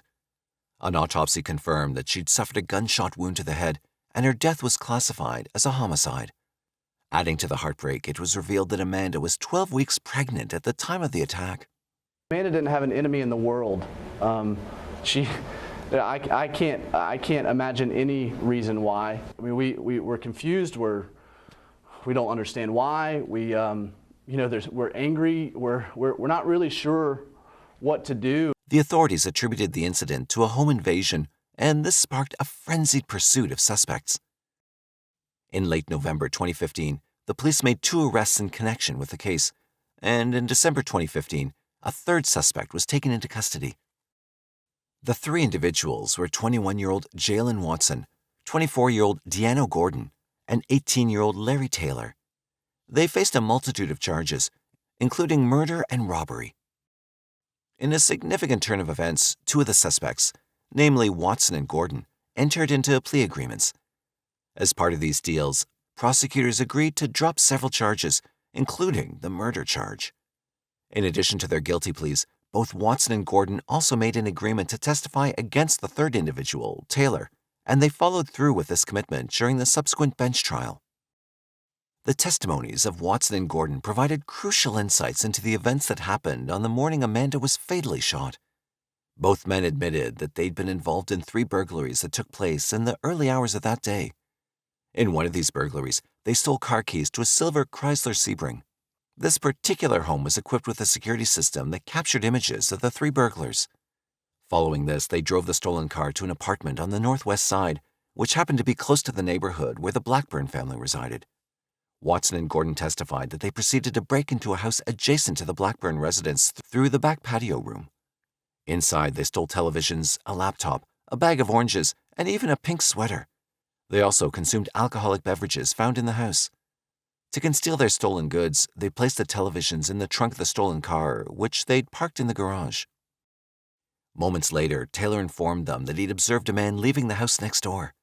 This prompted them to select that house as their next target for burglary.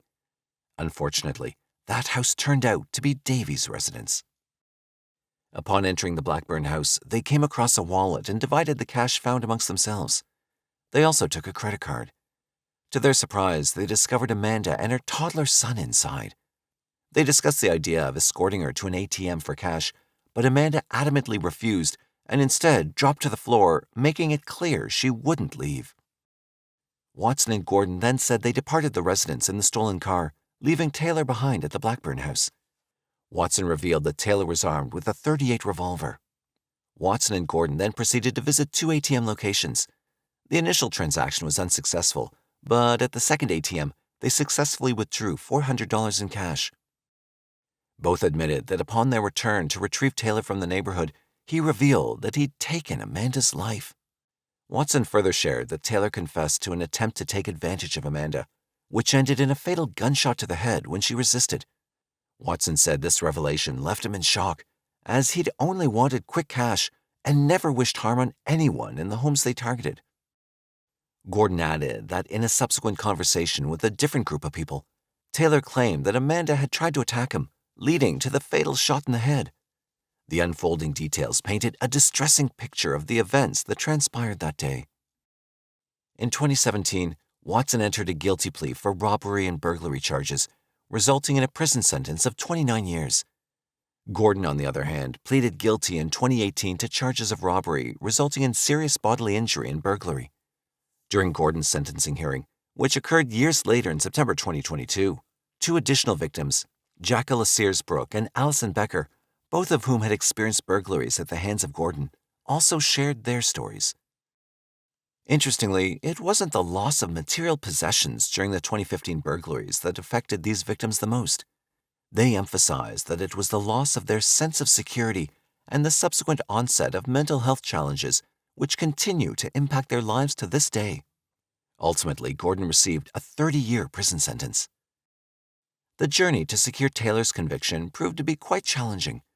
2 attempts to try Taylor ended in mistrials. The first mistrial was declared after a juror learned that Amanda was pregnant, a detail the judge was concerned might influence the jury's sentiments. Building a case against Taylor was a painstaking effort, requiring a careful selection of witnesses to testify. There were also delays and attorney changes, partly due to the impact of the COVID-19 pandemic, which contributed to the extended development of the case. Finally, in a bench trial held in September 2022, Taylor was found guilty of several charges, including murder, burglary, burglary with serious bodily injury, theft, criminal confinement, auto theft, and carrying a handgun without a license. During the subsequent sentencing hearing, members of Amanda's family extended a measure of forgiveness towards Taylor. He received an 86-year prison sentence in October 2022. Davy and Amanda's family were grateful for the verdict, with Davy expressing a sense of relief after what had been a long and challenging journey.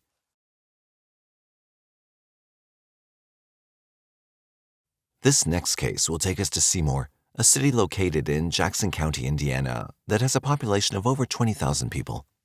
The city's economy thrives on manufacturing, distribution, healthcare, and education. It's here our next case takes place, and it involves a man named Clifford Smith. Smith was born in the late 1950s. He was one of 7 children of his parents. There's limited information about his early life. However, it is known he grew up in a small hometown where he had a passion for baseball. He was also known for his daredevil antics, and as a teenager, he gained a reputation for being competitive, jumping dirt trenches with his bicycle. Later, he fell in love with a woman named Joyce. He married her in the spring of 1982 when he was 24. However, life had a tragedy in store for Smith. On November 4th, 1982, Joyce reported Smith missing. The last time she saw him alive was October 31st, 1982, when he left home. Despite efforts to locate him, Smith seemed to have vanished entirely. It was as if he'd completely left town. Shockingly, on November 17th, 1982, which was about 2 weeks later, Joyce filed for divorce while the search for her husband continued. The reason for this move remains unknown. On December 1st, 1982, Smith's body was discovered by animal trappers near a bayou close to the White River, about 2 miles north of Seymour. He was found face up in a small pool of water with the top portion of his head and an area near the ear missing. It was later determined by officials that he died from a shotgun wound to the head. Despite a thorough investigation by detectives, the circumstances surrounding the death remained a mystery.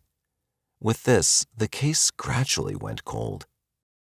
However, over the years, the investigation underwent transitions, with new investigators assuming the task of revisiting the case for potential resolution. In September 2015, Sergeant Kip Main assumed control of the case, and he opted to retrace the investigative path of his predecessors. Through meticulous efforts, including re-interviewing witnesses and re-examining evidence, he unearthed crucial details. A man named Ronald Anderson, who was the brother of Smith's wife, Joyce, swiftly rose to the top of the suspect list. Sergeant Main's investigation revealed that Anderson and Smith were part of a gathering at a residence on East 13th Street in Seymour, Indiana, during the late hours of October 30th, 1982. Before their departure around midnight, Anderson retrieved and loaded a shotgun from the house. This event marked the last known sighting of Smith alive. It's believed that Anderson shot Smith. He reportedly returned the shotgun to the residence on 13th Street within a few days of the crime. Authorities later discovered that he revisited the crime scene to conceal additional evidence, although the specifics of what he went to hide weren't publicly disclosed. The motive remains unclear, but during an interview, Joyce, Smith's ex-wife, provided insight. It's not known when this interview took place, but according to Joyce, on the late evening of October 30th, 1982, Anderson and Smith arrived at a residence on 13th Street with stolen items. She recounted that Smith, who was intoxicated, then said he wanted to go home with her, but she refused. His persistent urging angered her, leading her to say that she wished someone would blow his head off. Allegedly, Smith responded by stating he would kill himself. Joyce then claimed that Anderson asserted Smith had been hitting him throughout the day. It was at this point Anderson reportedly walked to a corner of the room where a shotgun was, loaded it with 4 red shells, and issued a threat saying if Smith kept hitting him, he would kill him. Amid the escalating tension, Smith allegedly struck Anderson twice in the shoulder. Anderson remained silent. Simultaneously, Smith, fueled by anger towards his wife, reportedly removed his wedding ring and threw it on the floor. Following this, both Smith and Anderson left the house together. Upon uncovering these revelations, the police took decisive action. On October 31st, 2023, which was the 41st anniversary of Smith's death, Anderson was arrested at his Seymour, Indiana residence without incident. He was subsequently transported to the Jackson County Jail. The outcome of the entire case remains uncertain at this point, but as the legal proceedings unfold, the truth behind the tragic events of that night may finally come to light. The small town of Tustin, California, was witnessing the promising beginnings of 20-year-old Dianna Green and her 21-year-old husband Kevin Green's family. Their eager anticipation of their first child's arrival filled their days with joyous expectations. Unfortunately, tragedy would soon cast a shadow over their lives, shattering the young mother's dreams of happiness. On September 30th, 1979, Dianna, who was 9 months pregnant, was severely injured while in her apartment. A forceful blow to the center of her forehead left her unable to speak or communicate. Given the grave risk to her own life and the well-being of her unborn child, she was immediately rushed to the hospital. Unfortunately, medical professionals were unable to detect any signs of life in the unborn baby, and it was declared stillborn. Who might have been responsible for this inhumane act? Was it driven by hatred, or possibly something deeper? Tustin, California is a charming small town with a rich history and is famous for its vibrant orange groves, which once dominated the landscape, earning it the nickname the City of Trees. Over time, Tustin has developed into a flourishing community that maintains its small-town allure while offering its residents a comfortable and convenient way of life.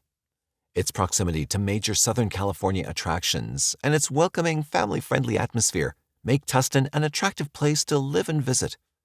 Furthermore, Tustin is celebrated as one of the 25 safest places in the United States for families, adding an extra layer of appeal to its already charming reputation.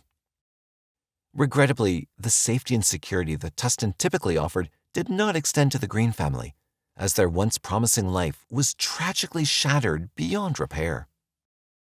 It was the last Saturday of September 1979, and Dianna and Kevin were at home cozying up as they watched a movie.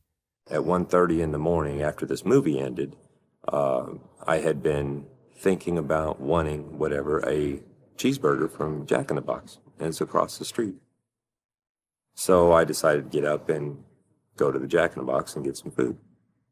Kevin found the drive-thru lined with cars, and he patiently waited for an additional 30 minutes. After finally obtaining food from the hamburger stand, Kevin headed back home, only to discover signs of a break-in. I came back and that kitchen door was standing open a little bit. I hadn't locked it, I didn't have a key. And went in and I found that I thought she'd been shot. Witnessing his wife with a head wound that appeared to be caused by a gunshot, Kevin wasted no time and immediately placed a call to 911 for urgent help. Dianna was rushed to the hospital, where medical examination revealed that the wound was not the result of a gunshot, but rather a result of blunt force trauma. The 9-month pregnant mother fought for her life for 8 agonizing hours in the emergency room. Despite her unwavering consciousness throughout the procedure, her struggle proved futile. Given that the baby was already near its due date, the doctors performed an emergency cesarean section on her. However, despite their efforts, the heartbreaking outcome was that the baby was declared stillborn and Dianna fell into a coma. As Kevin stood faithfully by his wife's side during her harrowing hospitalization, praying for her recovery, the Tustin Police Department, meanwhile, started working to unravel the mystery behind the incident. They focused their efforts on carefully reviewing Kevin's statements. Detective Steve Foster of the Tustin PD reached out to the Greens' neighbors, inquiring if anything seemed amiss on the night of the attack, or if anyone had witnessed any suspicious activity. While no immediate leads pointed to a suspect, a single piece of information emerged that would ultimately turn the case on its head. The neighbors reported hearing an argument between the couple on the night of the attack. They'd been having an argument for a while over what we're not sure. We had been out to the residence before on domestic violence kind of things where they were yelling and... The police department decided to scrutinize Kevin's alibi more closely. They began by verifying his claim that he'd gone to the hamburger stand. His alibi checked out as the hamburger stand confirmed his presence. However, what puzzled the department was the fact that there was a stand within walking distance from the Greens' home. Instead, Kevin had chosen to drive to a location that was more than 15 minutes away, which raised suspicion and prompted further inquiry. What was curious to us is across the street, within walking distance, there is a Jack in the Box, and he drove all the way to St. Anna, which was about 15 minutes away. According to Kevin's statement, he'd observed a black man near a black van when he left on the day of the incident. Remarkably, upon his return, he encountered the same man once again. He just kind of glanced over his left shoulder at me and kept walking. I saw him reaching his arm out to the door, the driver's door of the van. He kind of ducked his head down as he did that. But Detective Foster had other things in mind. As the investigation progressed, the forensic department conducted tests on Dianna's body. They gathered a sample of male bodily fluid and performed blood tests. In an era when DNA testing was not yet feasible, they focused on identifying the blood type, hoping it could prove a crucial lead in the case. The results came back, revealing that the blood type was O-negative, a relatively rare blood type in the United States.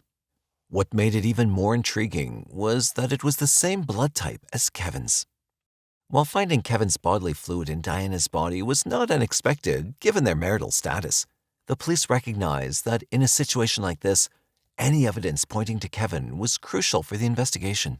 When you add it in with everything else, you know, with the fight they had, the fact he went to one Jack in the Box, the fact he had no emotion, in my mind, I'm thinking that just doesn't make sense. 2 months after the incident, in December 1979, Dianna woke up from her coma and regained her ability to speak. She began communicating with her parents, and it wasn't long before the police officers arrived to hear her account. They were in dire need of answers, particularly whether Kevin was the attacker. To their relief, they obtained the answers they'd been seeking. She had been able to communicate to them that Kevin was the one that had done this to her. However, when the police confronted Kevin with his wife's statement, he stubbornly clung to his original words and maintained his innocence. But Kevin understood that there was no escape for him. He was acutely aware that whatever he said wouldn't benefit his situation. He realized that his statements to the police were nothing more than a web of lies. My story sounded like the boogeyman did it. didn't make sense that I could possibly leave my apartment for 40 minutes, and in that time being gone, somebody would go into my house, attack my wife, leave her for dead. How could that happen in 40 minutes? Too convenient. So he decided I did. Now, armed with Diana's statement, Kevin was arrested and brought to trial to face the charges against him in October 1980. Dianna, the sole witness in the case, was resolute in her accusation against her husband. However, Kevin continued to deny any involvement in the crime. She becomes more convincing. She has a lot of jury appeal when she's sitting there with, obviously, there's still some lingering effects of her injuries. So yeah, she becomes very convincing. The jury is listening to this going, she's pointing out her attacker, and she's pointing at her husband. How can she get it wrong? Kevin strongly believed that Diana's severe head trauma had left her with a distorted or incomplete recollection of what had truly transpired that night. The damage that was caused to her brain, it did not cause her to become mean to me. It caused her to not know what happened. This is common in brain damage issues, to where they don't know that they are remembering something outside of what really happened.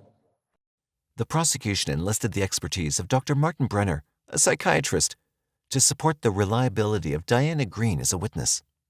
However, the defense faced a setback as their request for an independent psychiatric evaluation of Diana's mental state was denied. Despite her struggles, including difficulties spelling her own last name while under oath at the trial, Dianna Green took the stand and served as the sole witness against Kevin Green. The trial extended over a week, and a mere 2 days after its conclusion, on November 7, 1980, the jury returned with their verdict. And then the judge read that they were finding me guilty of second-degree murder. Kevin was sentenced to 15 years in San Quentin prison after being charged with second-degree murder, attempted murder, and assault with a deadly weapon. And the case was closed. Although the case was officially closed, and the perpetrator was behind bars according to the law, the assaults continued to plague the city of Tustin and its surrounding areas. The pattern of these cases remained consistent: break-ins followed by assaults on women, exactly like in the case of Dianna Green. These incidents had begun several months before Dianna fell victim to the attack and persisted even after her ordeal. Yet they remain unresolved. After 15 years, in 1996, the police began to harbor doubts about whether Kevin was truly the culprit in light of the persistent, unresolved cases and the recurring pattern of assaults. In January, the Orange County Forensics Lab in Santa Ana conducted tests on evidence collected from a series of cold cases dating back up to 17 years. These cases, which exhibited a remarkably similar pattern of operation, were attributed to an assumed sole culprit known as the bedroom basher. The tests conducted yielded a successful match with a blood sample provided by an assailant named Gerald Parker. The significant breakthrough in these previously unsolved cases was the result of the unwavering dedication and hard work of a fresh addition to the Tustin Police Department's ranks, Detective Tom Tarpley. Following his breakthrough, the tests were extended to 3 other cases that were believed to be the work of the bedroom basher. Once again, the results yielded a match, confirming the police's growing suspicion that they were dealing with the serial killer, Gerald Parker. Tom Tarpley began delving into the details of Diana's case, determined to ascertain whether they had the right person behind bars or if it was indeed Gerald Parker. During his investigation into Parker's background, he discovered that Parker was an ex-Marine who had a history of brushes with the law, including a prior case involving the kidnapping and assault of a 13-year-old girl. The time had come for an interview with Parker to finally get the answers needed to resolve the matter once and for all. She's in the bedroom, okay. Well, first when I open the door, she's in bed and she sits up, almost as if in recognition of somebody that she thought that I was, but I wasn't. So what happened? And she laid back down as if she recognized me. I guess she thought it was her husband or boyfriend, whichever the case it was. And then I rushed into the room and hit her over the head with the board. Did that knock her out right away? Right. Okay, so she's knocked out, then what happened? Then There it was, the answer. Kevin Green was innocent. I know that Kevin Green's locked up for this murder, and I know it was in 1979. And this is now 1996. And I'm thinking maybe Kevin Green's on death row. You know, I have no idea where this guy's at. And now here's a man telling you, I did that murder. Then, on June 17, 1996, Tom Tarpley went to meet Kevin, who had spent 16 years behind bars for a crime he had not committed. Kevin Green was ultimately released from prison and walked away as a free man. Despite Kevin's release, Dianna remained steadfast in her belief that it was Kevin who had assaulted her, even though she acknowledged that Parker may have been involved in other ways. Kevin acknowledged that there had been instances of arguments and fights between him and Dianna in the past, but it was not the case that night. Nevertheless, Kevin was acquitted of all charges, while Parker received a death sentence. Furthermore, in October of 1999, Governor Gray Davis granted Kevin $620,000 in restitution for the unjust years he served in prison. On Saturday, May 3, 1975, the floating body of a woman was discovered in the Nation River, which wasn't very far from the peaceful city of Ottawa in Canada. When the detectives saw the condition of the body, they could tell that she'd been a victim of a gruesome homicide. The detectives tried to identify this woman, who was labeled the Nation River Lady, but always found themselves short on any clues or evidence. Decades later, when the Nation River Lady's cold case was on the verge of becoming a mystery forever, developing technology brought in a ray of hope for the new detectives. Who was the Nation River Lady? How did she end up in such a horrid condition in that river?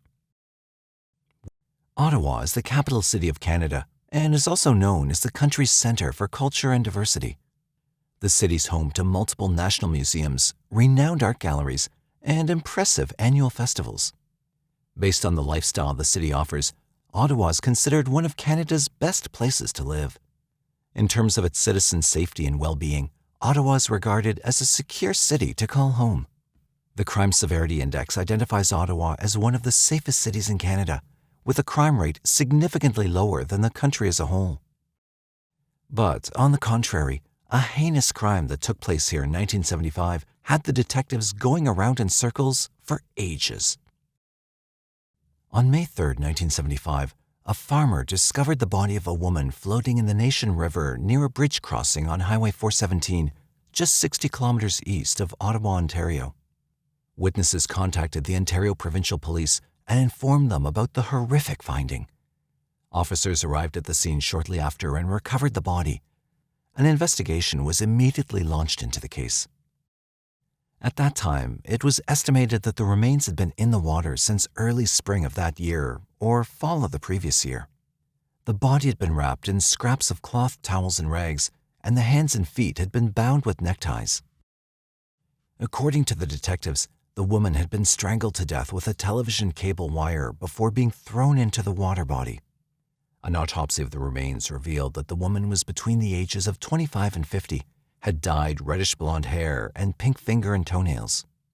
However, even after many attempts to identify the woman, the investigators were unsuccessful. After this failure, the unidentified woman was listed as a Jane Doe and came to be well known as the Nation River Lady. For days, detectives thoroughly looked into the case and examined the evidence, but always met a dead end. With no developments or leads in the case, the investigation lost its pace and the case eventually went cold. In 2017, the Ontario Provincial Police reopened the case of Nation River Lady and looked at it with a new approach. With help from the Forensics Department, they created a 3D reconstruction of the victim, which they believed represented how the Nation River Lady must have looked.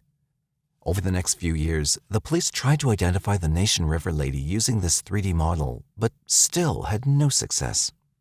But even after that, the detectives weren't ready to let go of this case. In 2019, the Centre of Forensic Sciences in Toronto acquired a new DNA profile of the victim. This DNA data was then sent to a lab in California where the DNA samples matched those collected from two individuals listed in a family DNA tree.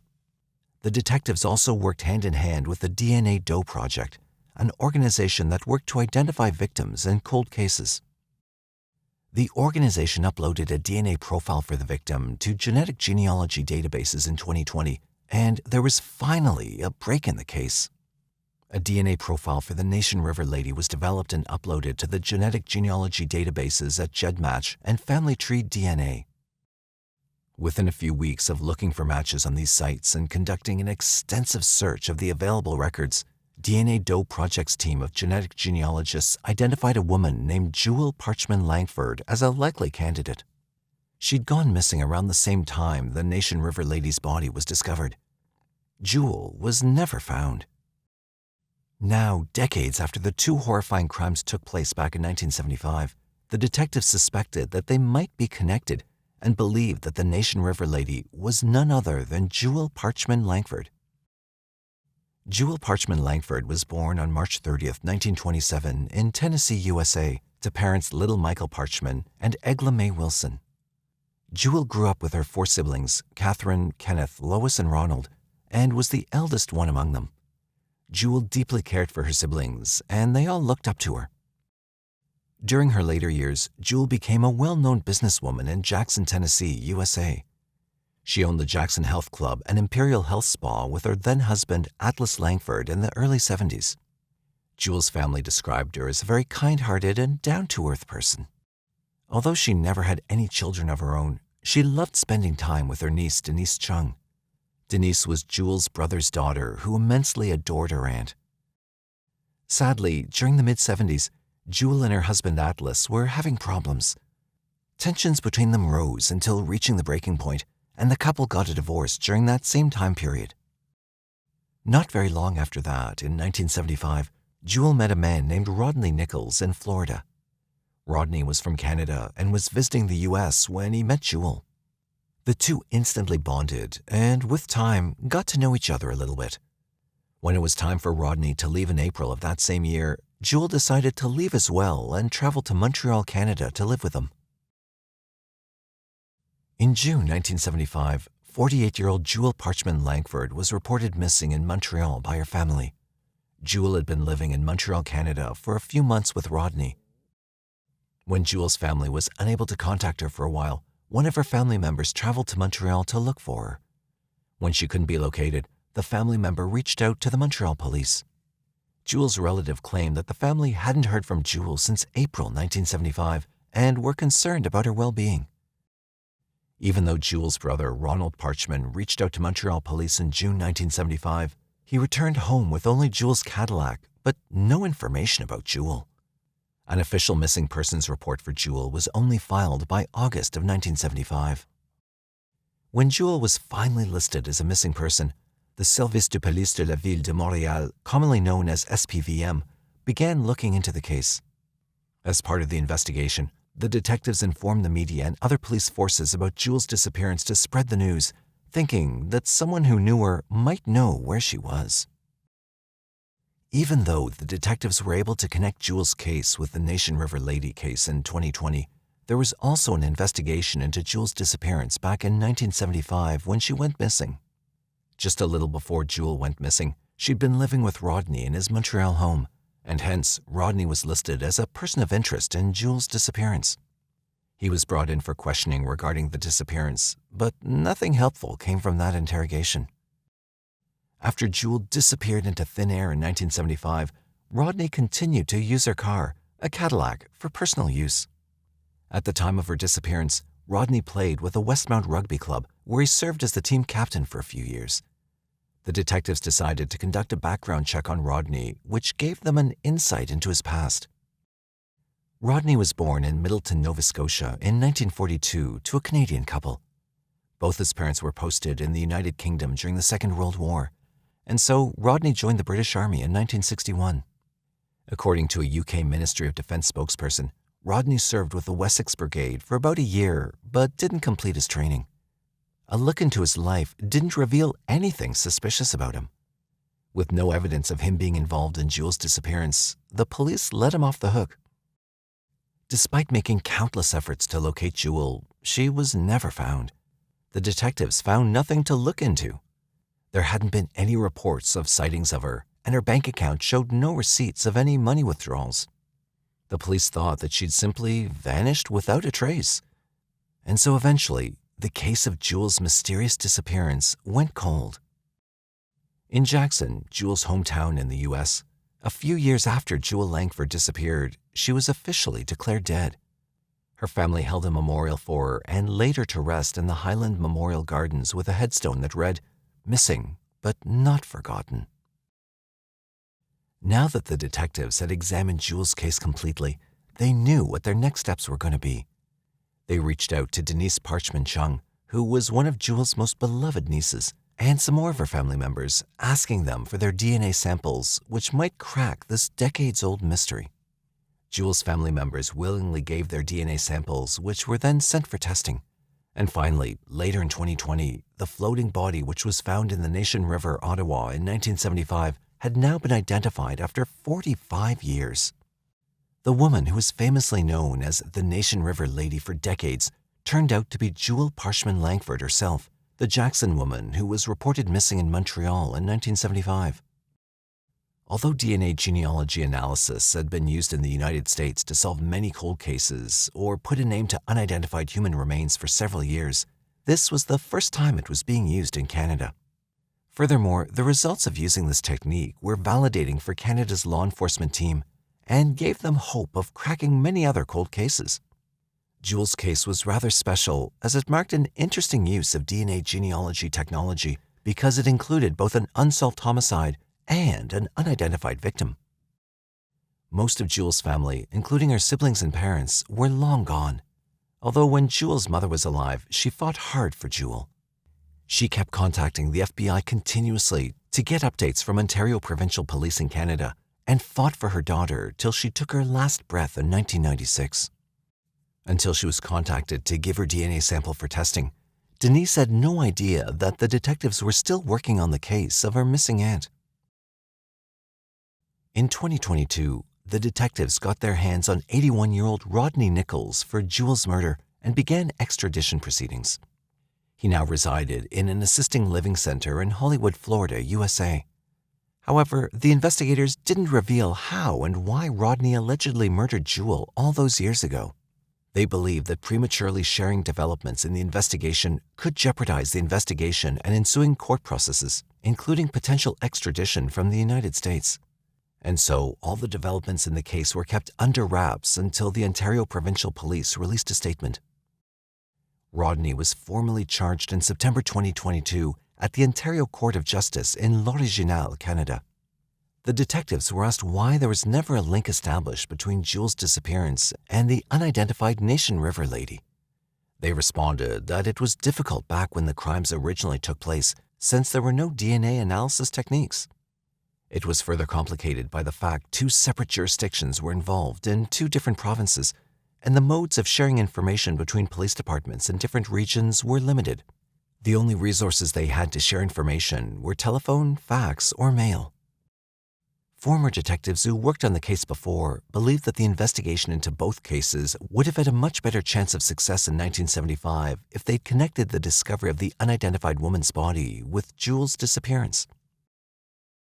Henry Rosenblatt, a former friend of Rodney, described him as a fun guy to be around. He said that Rodney was entertaining and a very social person. He recalled meeting Jewell a few times back in the 1970s. According to Henry, Rodney introduced Jewell to him as his love interest. When Henry and some other friends asked Rodney about Jewell when they didn't see her for quite some time, Rodney told them that she'd left him and he didn't know where she'd gone. When Henry heard the news about Rodney being arrested for Jewell's murder, he was shocked. He spent so much time with them all those years without ever knowing that he was a murderer. To Henry, the whole thing seemed out of character for Rodney. All of Jewell's surviving family members were finally at peace. Jewell's remains were transported to the United States in March of 2022, and with the help of Highland Memorial Gardens and George A. Smith and Sons Funeral Home, the family held a small ceremony and buried Jewell's ashes. Her headstone read, "Finally home and at peace." The family was glad that they were able to get Jewell's ashes back, and now that she was home, they could peacefully move on with their lives, keeping Jewell in their memories forever. Denise, Jewell's niece, was quite young when her aunt went missing in 1975, but she still remembered her fondly and shared some of her memories with the detectives. Denise described her aunt as a happy and caring person who was always there to help her community. She took care of herself and made sure that the ones she loved were in good health too. She was just a very outgoing person and simply loved to travel. Denise had crystal clear memories of the times when Jewel used to take her shopping and buy her anything she wanted. Denise and her father, who was Jewel's brother, helped Jewel and Atlas, Jewel's ex-husband, build their house. Denise would always go there to spend time with her favorite aunt, and when Jewel left for Montreal, Denise was left in pain. When she was old enough, she was told about her aunt's disappearance, which completely shattered her heart. And now knowing what happened to her aunt brought Denise some closure. It's still unclear whether Rodney has been or will be arrested. Citing confidentiality, neither the American nor Canadian Departments of Justice have confirmed whether an extradition hearing date for Rodney has been set or not. And as they've done for the last 48 years, Jewel's family will be waiting for more information and closure in Jewel's death. Even though there's a relief for them now that they know what happened to Jewel, they believe that they'd get the closure they want only when Rodney is rotting in a prison. Had the cases been connected earlier, do you think Rodney would have been caught long ago? Why did Rodney kill Jewel? What do you think could have happened between them that led Rodney to committing the sinful act? Our journey begins in San Mateo, a city located in San Mateo County, California. This lovely city is home to over 105,000 residents, but decades ago, it witnessed a deeply unsettling event. It was February 4th, 1989, a little after 4 a.m., when an unidentified man entered an apartment in the 3100 block of Casa de Campo, where a woman resided. The woman's identity remains undisclosed due to privacy reasons. The intruder made his way into the kitchen, where he seized a knife before proceeding to enter the woman's bedroom. Inside, he climbed into her bed and subjected her to a harrowing ordeal, involving abuse, choking, stabbing, and even injuring her throat, narrowly avoiding her jugular vein. The victim, terrified and unable to see the face of her attacker, as he concealed it with a bandana, displayed remarkable courage. Despite her injuries, the woman engaged in a negotiation with the assailant and convinced him to leave her apartment. After this encounter, she dialed 911 for assistance. When the authorities arrived at the scene, they swiftly arranged for the injured woman to be transported to the hospital, where she received essential medical treatment. Thankfully, she survived the ordeal. Following this, the local police initiated a thorough investigation to uncover the identity of the perpetrator and bring him to justice. They were able to recover DNA evidence from the crime scene, although the technology available at the time was insufficient to analyze it. The DNA was preserved for future investigation. Despite conducting an extensive investigation that included interviewing numerous individuals, the police faced significant challenges in pinpointing the person behind the incident. Although San Mateo investigators identified potential suspects, each lead ultimately led to a frustrating dead end, as all of them were ultimately found to have no connection to the crime. The case remained unresolved for more than 30 years, leaving it cold and seemingly impossible to crack. During this time, the victim stayed in close contact with the investigators, who regularly submitted DNA evidence for analysis as technology advanced. It wasn't until December 2020 that a breakthrough finally occurred. Investigators managed to find a match for the suspect's DNA, and what's even more intriguing, this DNA match didn't come from a national law enforcement database. The precise method and details of how they connected this DNA to the suspect remained a well-guarded secret. The important piece of information in the case was the identity of the suspect, who was revealed to be John Harris Jr., a 55-year-old man. It was discovered that at the time of the crime, Harris resided in the same neighborhood as the victim, although they weren't acquainted.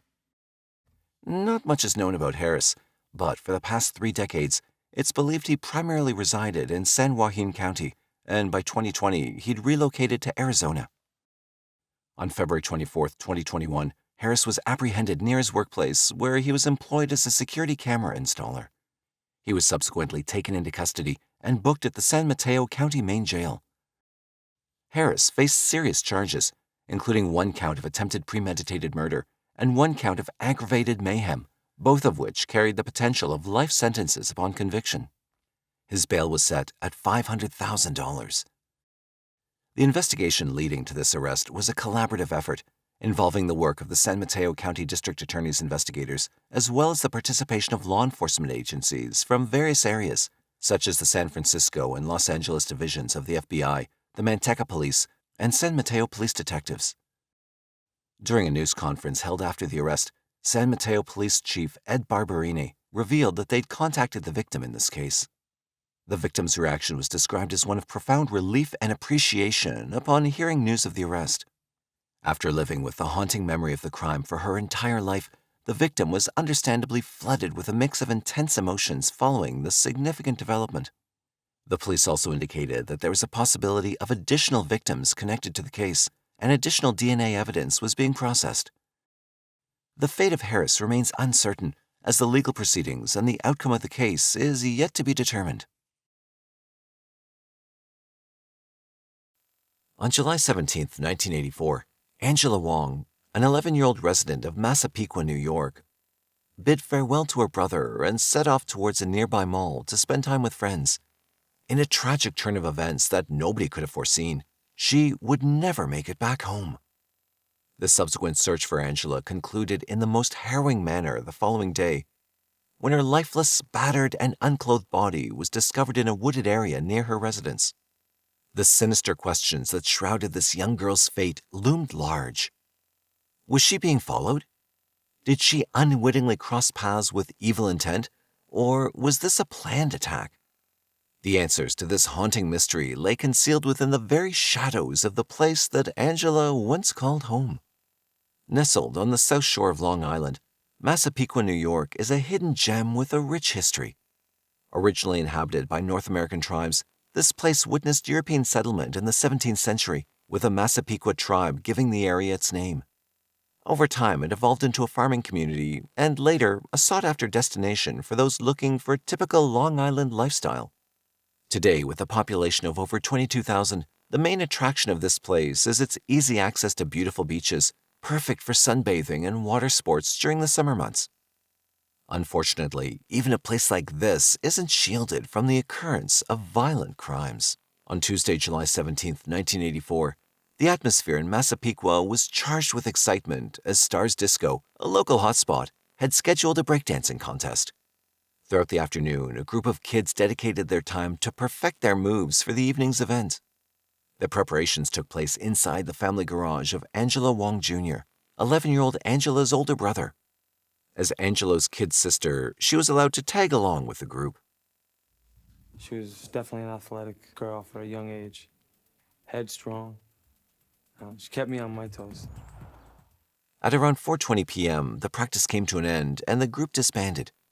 Angela informed her brother that she intended to visit the nearby mall to meet up with some friends. Her older brother walked her a little way before returning home. In the evening, Angela was expected to attend the nightclub to enjoy the performances, but she didn't show up. Nonetheless, Angelo didn't think much of it until he returned home, and his mother, Tanny Angelo, informed him that his younger sister hadn't returned. Concerned, the family initiated a search for her in the neighborhood.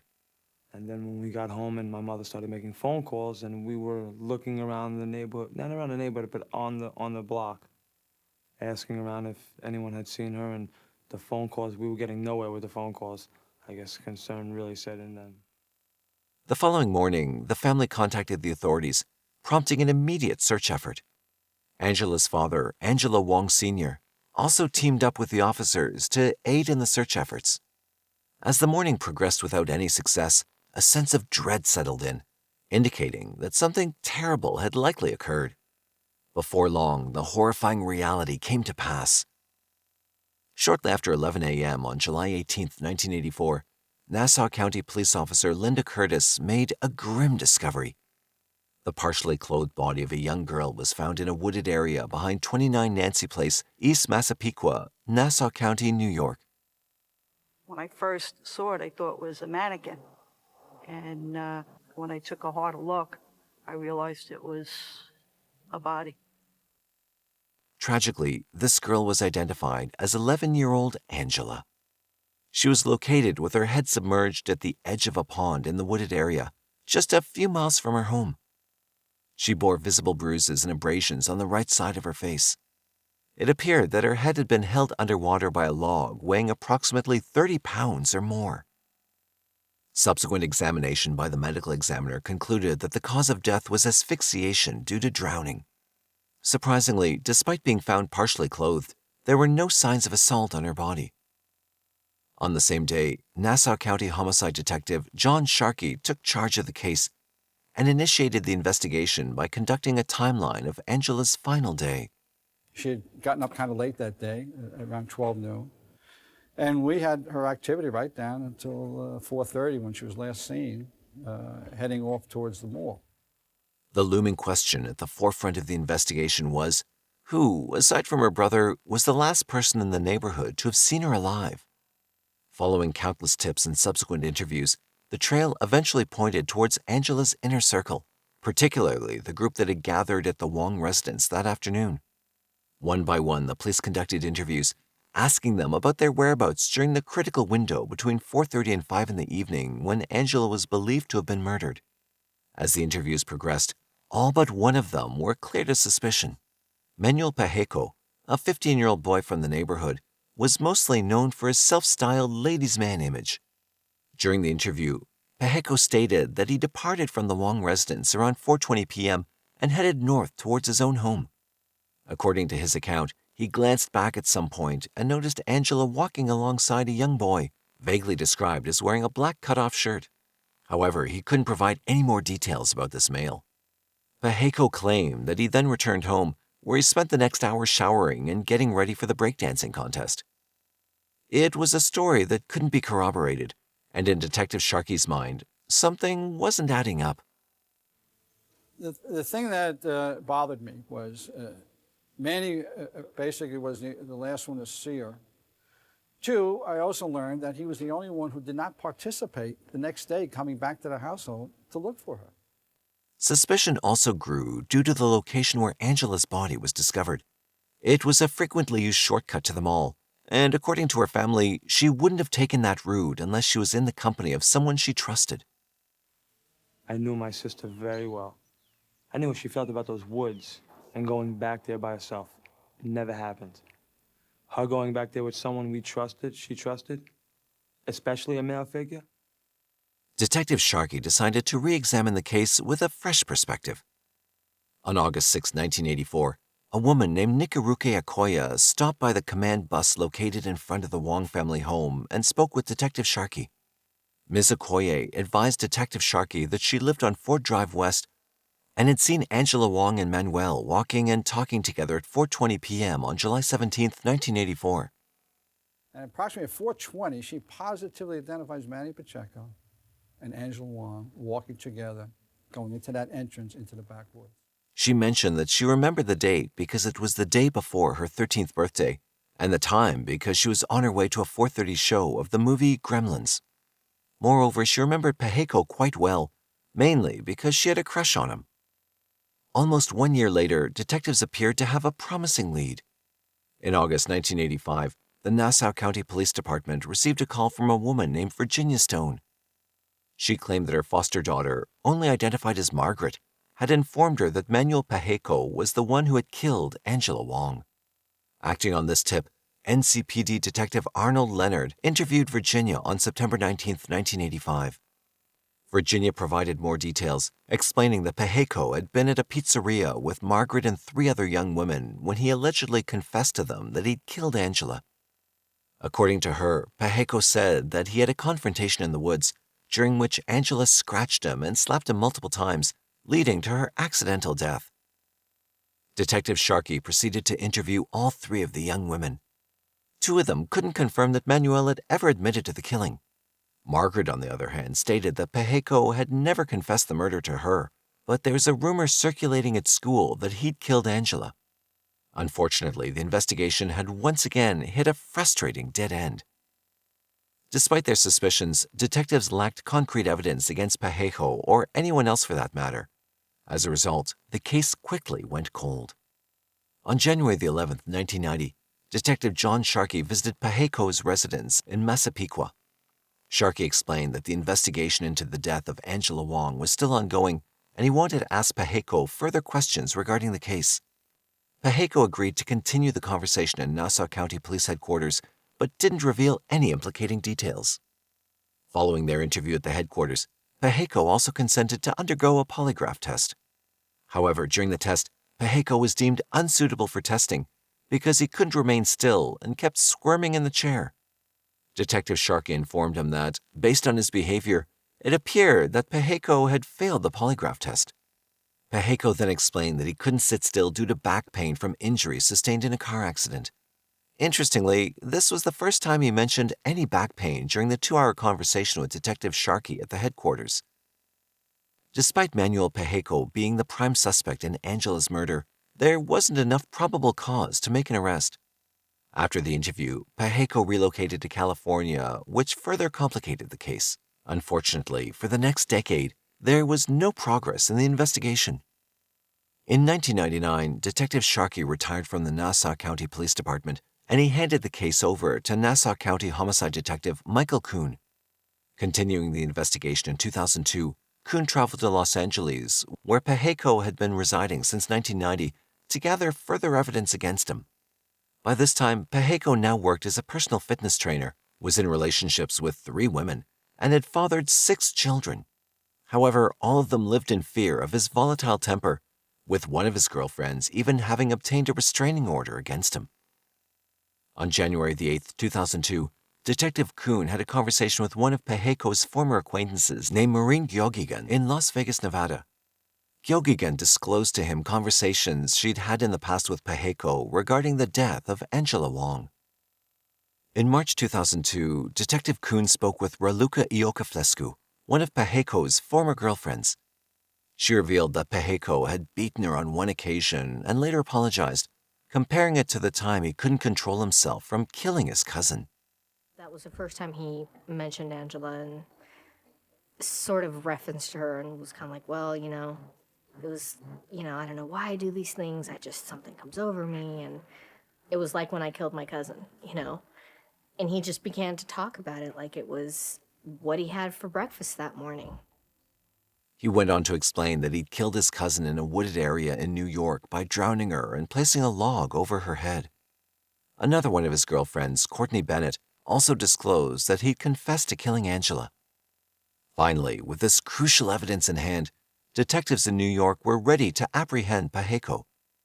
However, before they could take any action, on March 20, 2002, Paheko was taken into custody for beating one of his girlfriends and assaulting their 9-year-old daughter. Nassau County Homicide Detective Brian Parchman went to speak with him in custody along with Detective Kuhn. However, as soon as they mentioned the death of Angela Wong, Paheko asked to speak with an attorney, and the conversation ended. Finally, in June 2002, Paheko was extradited to Nassau County, New York, where he faced trial for the murder of Angela Wong nearly 2 decades after the crime occurred. Despite the mounting evidence against him, Manuel Paheko chose to take his chances and pleaded not guilty to the charges. During the trial in 2004, another significant piece of information emerged. Margaret Maza, a former friend of Paheko, testified in court that back in 1985, Paheko had told her that he killed Angela after she resisted his attempt to establish a physical relationship with her. He claimed he'd done it to avoid getting into trouble. Despite Paheko's continued denial of the claim and his insistence of his innocence throughout the trial, the jury wasn't convinced enough and returned a guilty verdict after just 7 hours of deliberation. Given that Paheko was a juvenile at the time of the murder, in March 2004 he was sentenced to 9 years to life in prison, which was the maximum sentence the court could impose in his case. In 2022, after serving 18 years behind bars, Paheko was paroled. In a bizarre twist of fate, one of Manuel Paheko's biological children was raised by a family who had tragically lost their loved ones at his hands. Angela's brother, Angela Wong Jr., married a woman named Rachel, who had fathered a son by Paheko.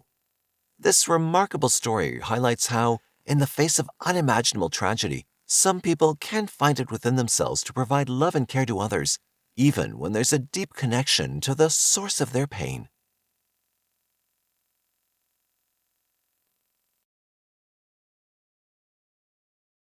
Our next case brings us to Lake Havasu City in Arizona, a place known for its beautiful desert trails and exciting water sports. However, in 2005, a dreadful crime occurred here. But before we go into that, let's start our story in Toronto, Canada. Barbara Kalow's life was shrouded in some mystery, but what is known is that she was originally from Toronto, Canada. Barbara had a deep love for gardening, biking, art, and birdwatching. She excelled in her career and was seen by her colleagues as a brilliant go-getter. After completing her master's degree from the University of Guelph's Veterinary College in Ontario, Canada, Barbara began her career as a researcher. In 1992, she joined the Canadian Food Inspection Agency as a meat inspector.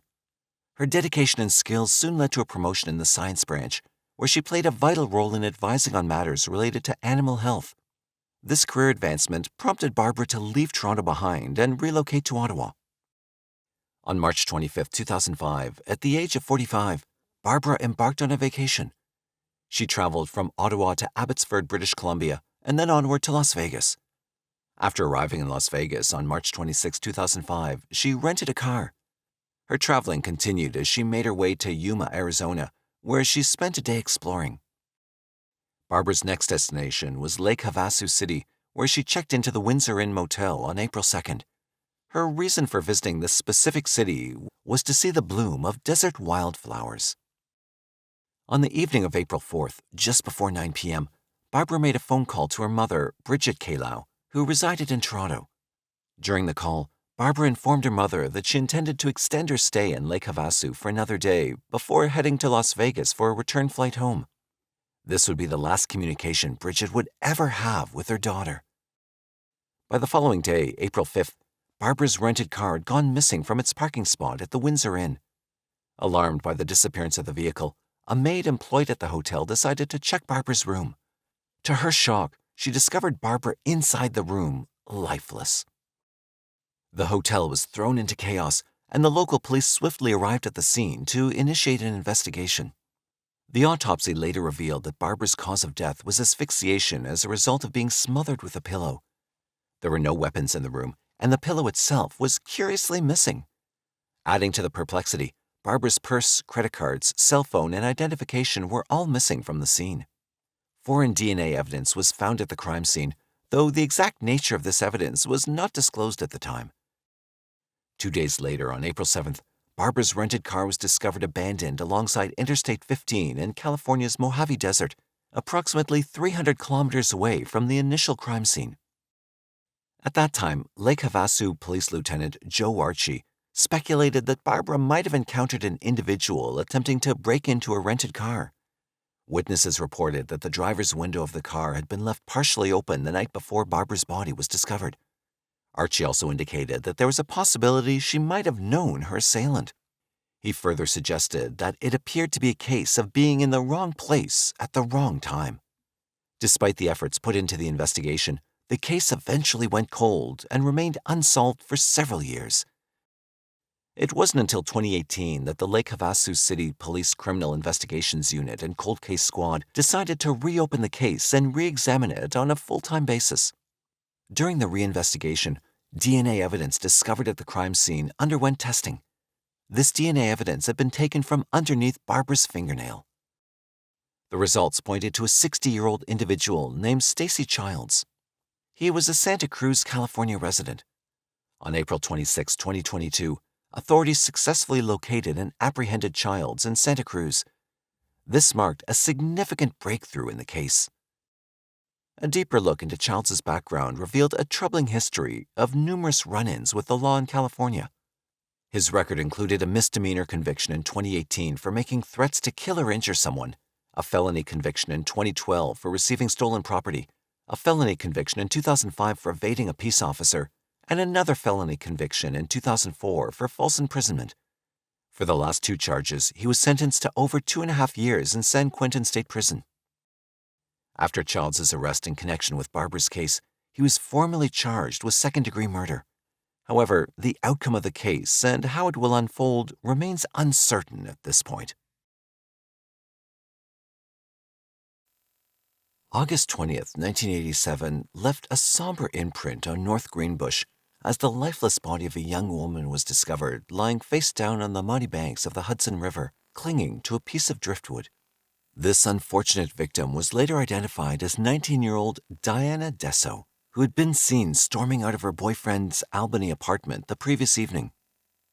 While the identification process swiftly concluded, the resolution of the murder mystery took much longer, stretching across a daunting 17-year span.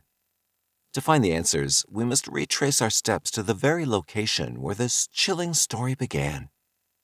North Greenbush, located in upstate New York, is a picturesque town known for its scenic beauty. Nuzzled along the eastern banks of the Hudson River, this suburban community offers a peaceful and family-friendly atmosphere. With a population of just over 13,000, North Greenbush embodies the essence of small-town living.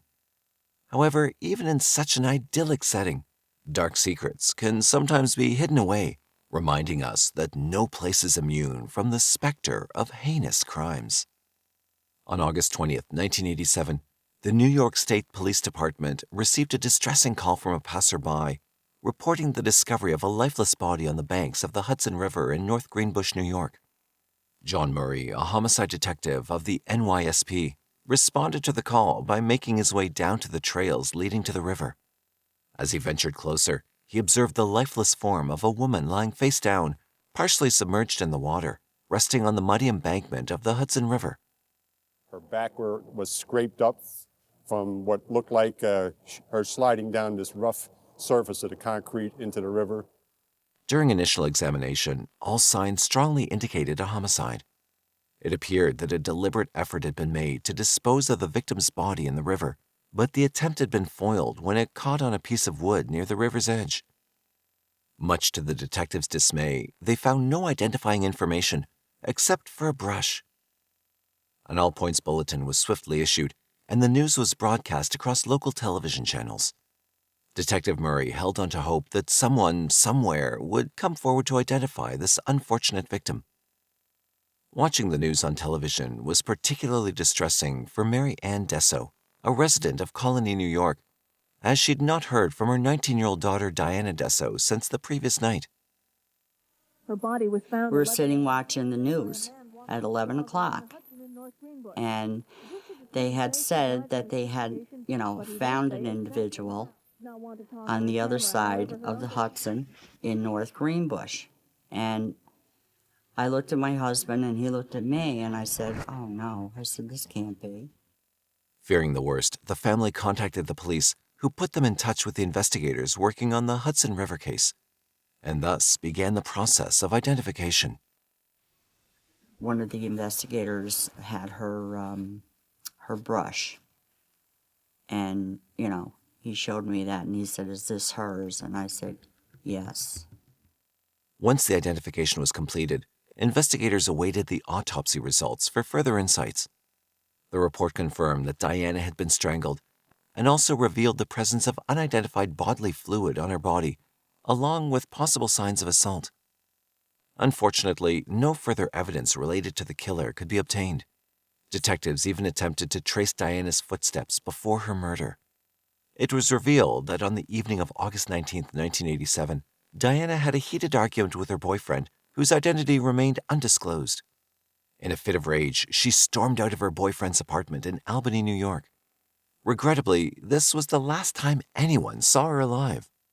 While the boyfriend was not considered a suspect, the detectives were unable to identify anyone else on their list of suspects. As a result, the case eventually went cold, leaving her grieving family yearning for justice. In 2004, a staggering 17 years after the discovery of Diana DESO's murder, the case was reopened by Dave Madden, a senior investigator from the New York State Police Department. By this time, advances in DNA technology allowed Madden to send the unidentified sample of bodily fluid to the New York State Police Crime Lab for further testing. After conducting extensive tests, Dr. Allison Eastman, a forensic analyst with the New York Police, successfully developed a complete STR DNA profile from the sample. Then, on May 24, 2004, she entered the profile into CODES, leading to a groundbreaking discovery. Not only did the profile exist in the database, but the individual himself was already incarcerated. The bodily fluid was a match for a convicted felon by the name of Ray Keller.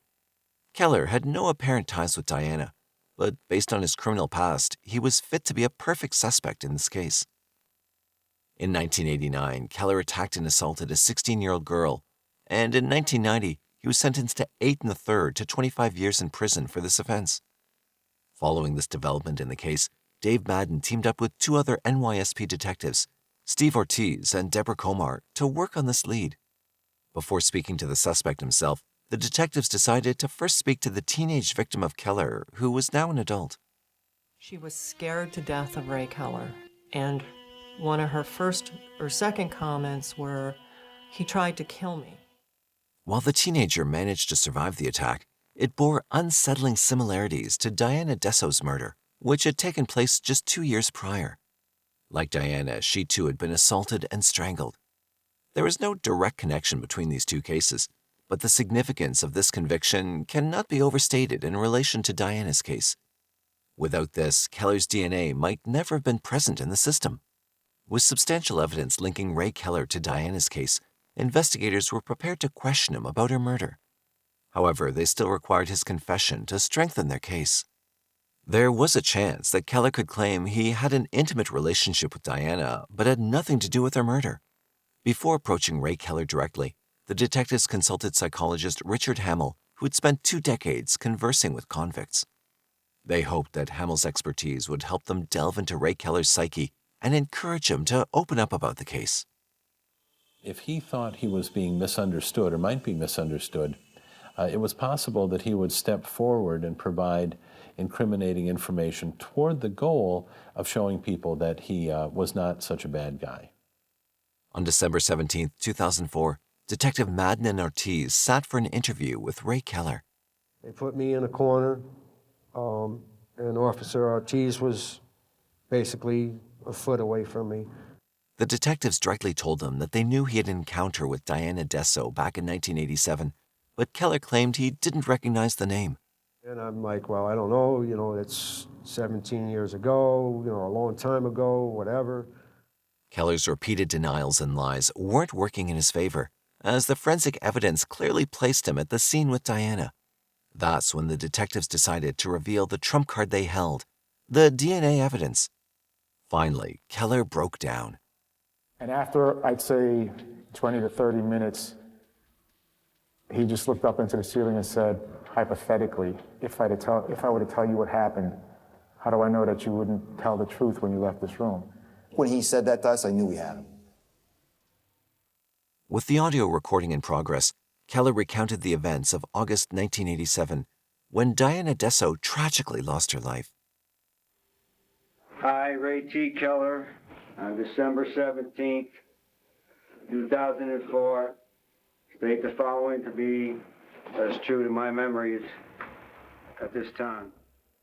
Keller said that on that August evening, 17 years earlier, he was under the influence of both alcohol and drugs.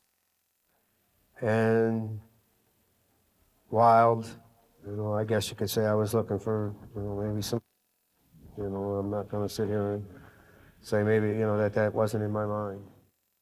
He stated that while driving around, he noticed a young woman hitchhiking along Central Avenue in Albany and decided to pull over. I asked her where she was going. Said she was going home. She got in the vehicle. I asked her what was going on. She said that she had a fight with her boyfriend, and she seemed upset. Keller then drove the car to a wooded area in North Greenbush near the Hudson River.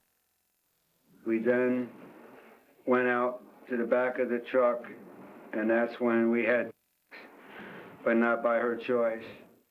After assaulting the vulnerable young woman, Keller unexpectedly permitted her to get dressed. However, it was a comment made by Dianna DESO at that moment that may have tragically sealed her fate. I remember her saying she was going to tell. Next thing I knew, I had my arm around her neck and throat in a chokehold from behind. Keller continued, explaining that he was consumed by rage and continued to tighten his grip on Dianna's neck until she stopped resisting. Convinced that she'd succumb to his attack, Keller decided to dump her lifeless body in the river. I then dragged her over from the back of the truck by her shoulders to the embankment and pushed her down towards the river.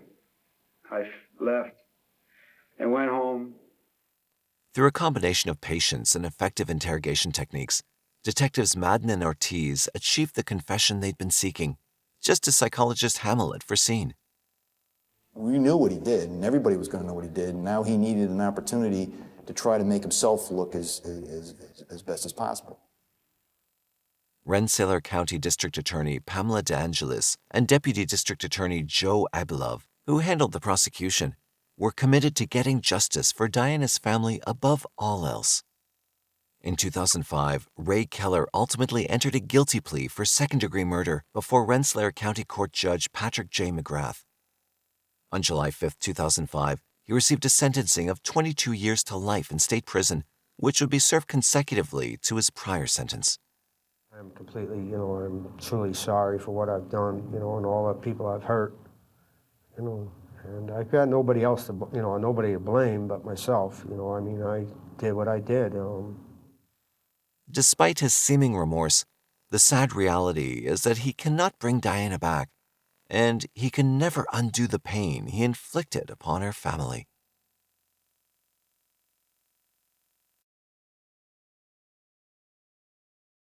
On November 3, 1994, in Fredericksburg, Virginia, a horrific murder took place, claiming the life of 46-year-old artist Elizabeth Herrington. Elizabeth had recently relocated to the city battling her addiction with alcoholism and was residing in an apartment complex designed for individuals dealing with mental health challenges. Yet, within the confines of her own home, she was strangled to death. Who might have been the perpetrator behind Elizabeth's murder in her own home? What could have been the motive?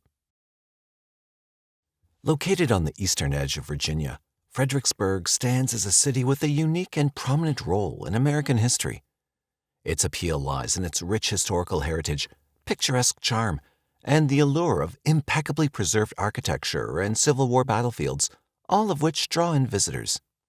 The lifestyle of its approximately 28,000 residents strikes a balance between honoring its historical legacy and embracing modern amenities, fostering a strong sense of community. Nonetheless, within this city steeped in historical significance, an unsettling chapter unfolded as it became the haunting backdrop to the tragic story of Elizabeth Herrington. Born in 1948, Elizabeth had a unique and cherished connection with her mother, Neva Herrington. Neva, a retired teacher from Northern Virginia Community College residing in Williamsburg, was a steadfast admirer of Elizabeth's artistic talents and poetry. Elizabeth, who was a bright child, faced a challenging adulthood that drastically altered the course of her life. After graduating with a master's in studio art from the University of Texas at Austin, she started struggling with alcohol addiction and descended into the depths of depression. Her once vibrant artistic life gradually faded as she aged. By the time she was 46, Elizabeth had made a significant decision to take a courageous step forward, embarking on a journey to confront and overcome the challenges of alcoholism and depression that had plagued her life for so long. She made a move to the picturesque city of Fredericksburg in 1994 and leased an apartment at River Place, a residence known for its focus on mental health support. Her new journey was on the verge of starting. However, fate had something entirely unexpected in store. During her stay at River Place in Fredericksburg, Elizabeth received daily visits from a social worker named Dawn Brissetti. Brissetti, who was assisting Elizabeth in her battle against depression, was quite pleased with Elizabeth's progress and how she was taking care of herself. Well, I remember her. She was very pleasant, very independent. She didn't need a lot of supervision, and she kept her apartment really neat and tidy. It looked really good for her. She could have done really well on her own. On the morning of November 3, 1994, around 8 a.m., Brissetti made one of her routine visits to Elizabeth's apartment. Upon arriving, she noticed that the front door was unlocked. As she entered, she discovered that Elizabeth was conspicuously absent, and the apartment was in disarray.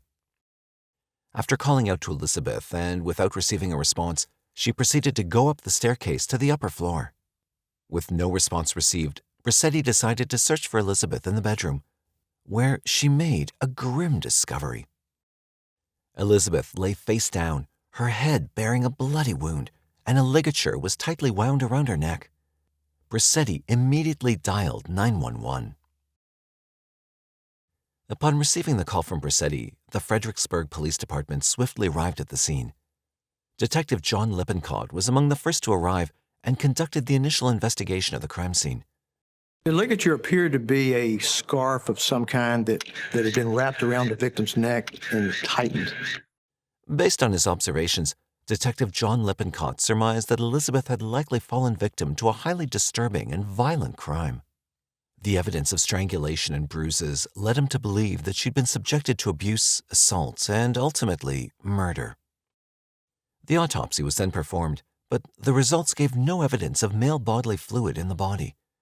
To find more clues, the clothes and bedding collected from the crime scene was sent to the state crime lab. While the forensic team diligently conducted a series of tests to isolate any traces of foreign DNA or bodily fluids, Lieutenant Waverly Musselman of the Fredericksburg Police Department initiated his investigation within and around the vicinity of the crime scene. During the course of his investigation, Lieutenant Musselman uncovered information indicating that on the night of Elizabeth's murder, she had encountered a man named Matt at a local bar known as Merriman's. She was counseling him, trying to help him through some of the questions that he had at the time, some of the things that he perceived as problems. Upon interviewing Matt, the police were met with vague responses regarding the events surrounding Elizabeth's demise. The only information they gleaned was that Matt and Elizabeth had engaged in a conversation in his car following their meeting at a bar, and by 10 p.m. he'd said his goodbyes. However, Lieutenant Musselman harbored suspicions that there was more to the story. I had several interviews with Matt because I felt like Matt did know more about this case than he was giving up. With a lack of substantial evidence to label Matt as a suspect in the case, Lieutenant Musselman paid a visit to the River Place residence and carefully reviewed the list of residents. Regrettably, the roster included numerous individuals who could have potentially been involved in the crime. This created a frustrating impasse for Musselman, and the investigation gradually went cold and remained unsolved for months. However, a turning point occurred for the investigators when, on June 2, 1995, a man entered the Fredericksburg police station, took a seat, and began recounting a story that had the potential to lead them to the murderer. The informant, Archie Elmore Talley, was a homeless man in his late 30s. He recounted an unsettling encounter with a man and a woman beneath the bridge where he sought refuge during the day, a place he called home. According to Talley, they threatened him, seemingly motivated by his sexual orientation. Initially, the connection to Elizabeth's case appeared tenuous at best. Nevertheless, Lieutenant Musselman was determined not to dismiss any potential leads that could be linked to Elizabeth's tragic situation. Now, you were telling me that one or both of them said something about the murder? She said that she knew that she was a and homosexual like that. No purpose in this. The girl was almost dead. Something that they had tied around her neck. Tied it back around her neck. Musselman carefully examined all the details and evidence connected to Elizabeth's case in hopes of finding a link to the man and woman mentioned by Talley. Despite Talley's accurate description of the murder method, there was no clear connection between them and Elizabeth. Musselman continued his investigation, but after a year of hard work and no significant evidence, the case once again hit a dead end. During this time, the police gradually pieced together information about Talley. They discovered that Archie Elmore Talley, born in 1958, spent a substantial part of his adulthood experiencing homelessness, frequently seeking refuge beneath a bridge in Fredericksburg. As a gay black man, he encountered numerous challenges. However, in 2002, at the age of 44, Talley's life took a positive turn as he moved into a 2-story apartment with his boyfriend, marking a significant improvement in his living situation. While Talley seemed to be doing well in his life, his boyfriend, whose name remained confidential, began to feel increasingly uneasy due to Talley's unpredictable behavior and threats. He had said so many times, you just don't know how lucky you are. I sit there and watch you lay in that bed sleeping and stuff, and so many times I thought about setting gasoline to you and killing you. But that wasn't the extent of it.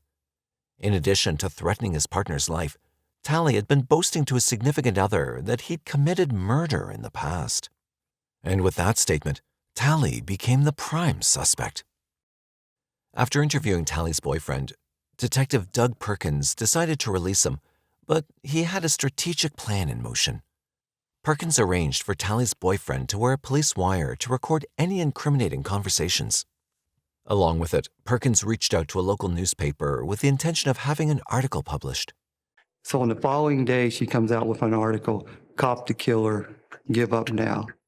With the article now published, Detective Perkins paid a visit to Tally's apartment, brandishing the newspaper as a symbolic gesture to remind Tally that the case still occupied the forefront of the Fredericksburg police's concerns.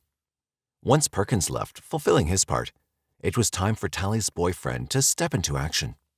He skillfully steered the conversation toward Elizabeth's murder, confronting Tally with the allegations surrounding it. I was like, what is all this, Archie, what's going on and stuff about this woman? And he's like, oh, they trying to pin something on me, but them bitches, they stupid and stuff. Tally continued to assert his innocence throughout the conversation, but his confident facade crumbled when he made a critical error. The turning point came when Tally was asked how he'd come to know Elizabeth. At Maryland. Yeah. I met her one time there. You know, I didn't meet her because I went there at a party and my ex was there with her at. And, listening intently to the conversation, Detective Perkins began to formulate a theory. To me, he's just confirmed the motive. He called his ex with this woman. So now he is going to go confront her, either to confront him, thinking maybe he is there at the apartment with her, or he's just going to confront her about being with his lover. Looking back at the crime scene investigation, Elizabeth's lifeless body displayed numerous injuries, particularly at the back of her head. The significant amount of blood found at the scene was presumed to be hers, leading to the decision not to conduct DNA testing at the time. However, on November 26, 2002, DNA analyst Bob Scanlon from the Virginia State Crime Lab was tasked with performing tests on the blood sample gathered from the crime scene. Additionally, tests were conducted on other pieces of evidence from the crime scene, including the ligature used in her strangulation. Scanlon carefully examined the evidence from every possible angle, primarily discovering Elizabeth's DNA. Yet amidst the extensive analysis, there was something else he uncovered.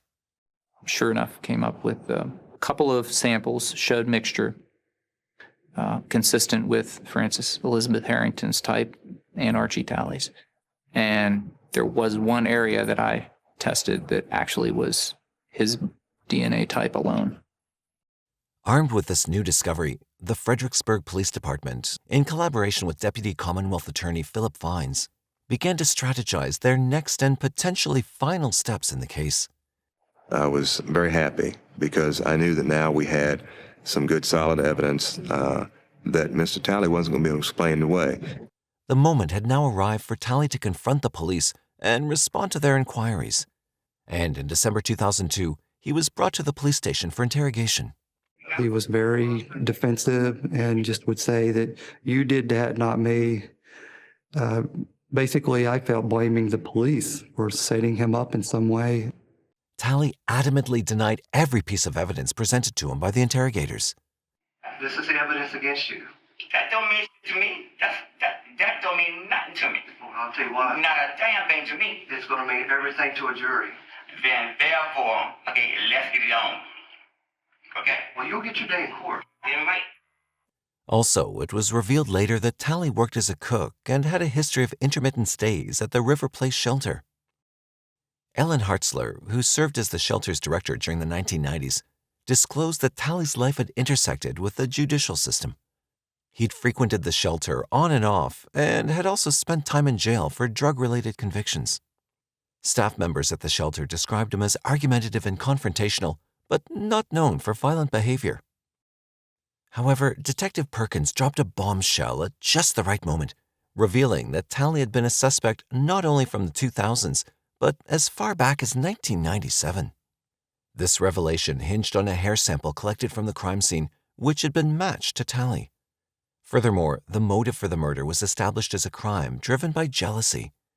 The conversation between Tally and his boyfriend, as captured by the police wire, made it evident that on the day of the murder, Elizabeth had met with Matt, who was, in fact, Tally's ex-boyfriend. Tally's reaction to seeing Matt talking to Elizabeth clearly indicated his discontent and jealousy, shedding light on the underlying motive for the crime. With seemingly no way out of the situation, Tally opted for an Alford plea, maintaining that there was substantial evidence against him, but asserting his innocence.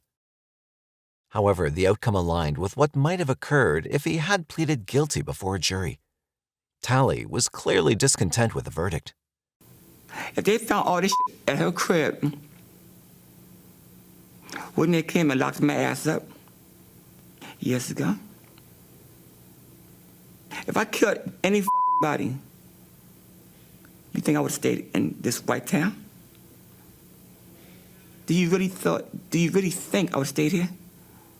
Talley, apprehended on December 3, 2002, was ultimately charged with the first-degree murder of Elizabeth Herrington. He received a sentence of 80 years in prison for his actions. Meanwhile, Elizabeth's mother, Neva Herrington, could finally breathe a sigh of relief. In memory of Elizabeth, she found solace in sharing her poems at the Duncan Library in Delray, Virginia. Our next case takes us to Viroqua, a small city in Wisconsin, United States, with a population of under 5,000 people. It was in this modest town that Renee Dawn Blackmore came into the world on May 5, 1962. Her parents were Frank Edward Blackmore and Donna Reitman. While there's limited information about Renee's early life, her mother described her as a determined young woman who cherished laughter and fun moments with her friends. Renee had a deep love for the outdoors and frequently engaged in activities like hiking, camping, hunting, and stargazing under the night sky. At the age of 12, a tragic event deeply impacted Renee when one of her friends lost their life due to a drunk driving accident.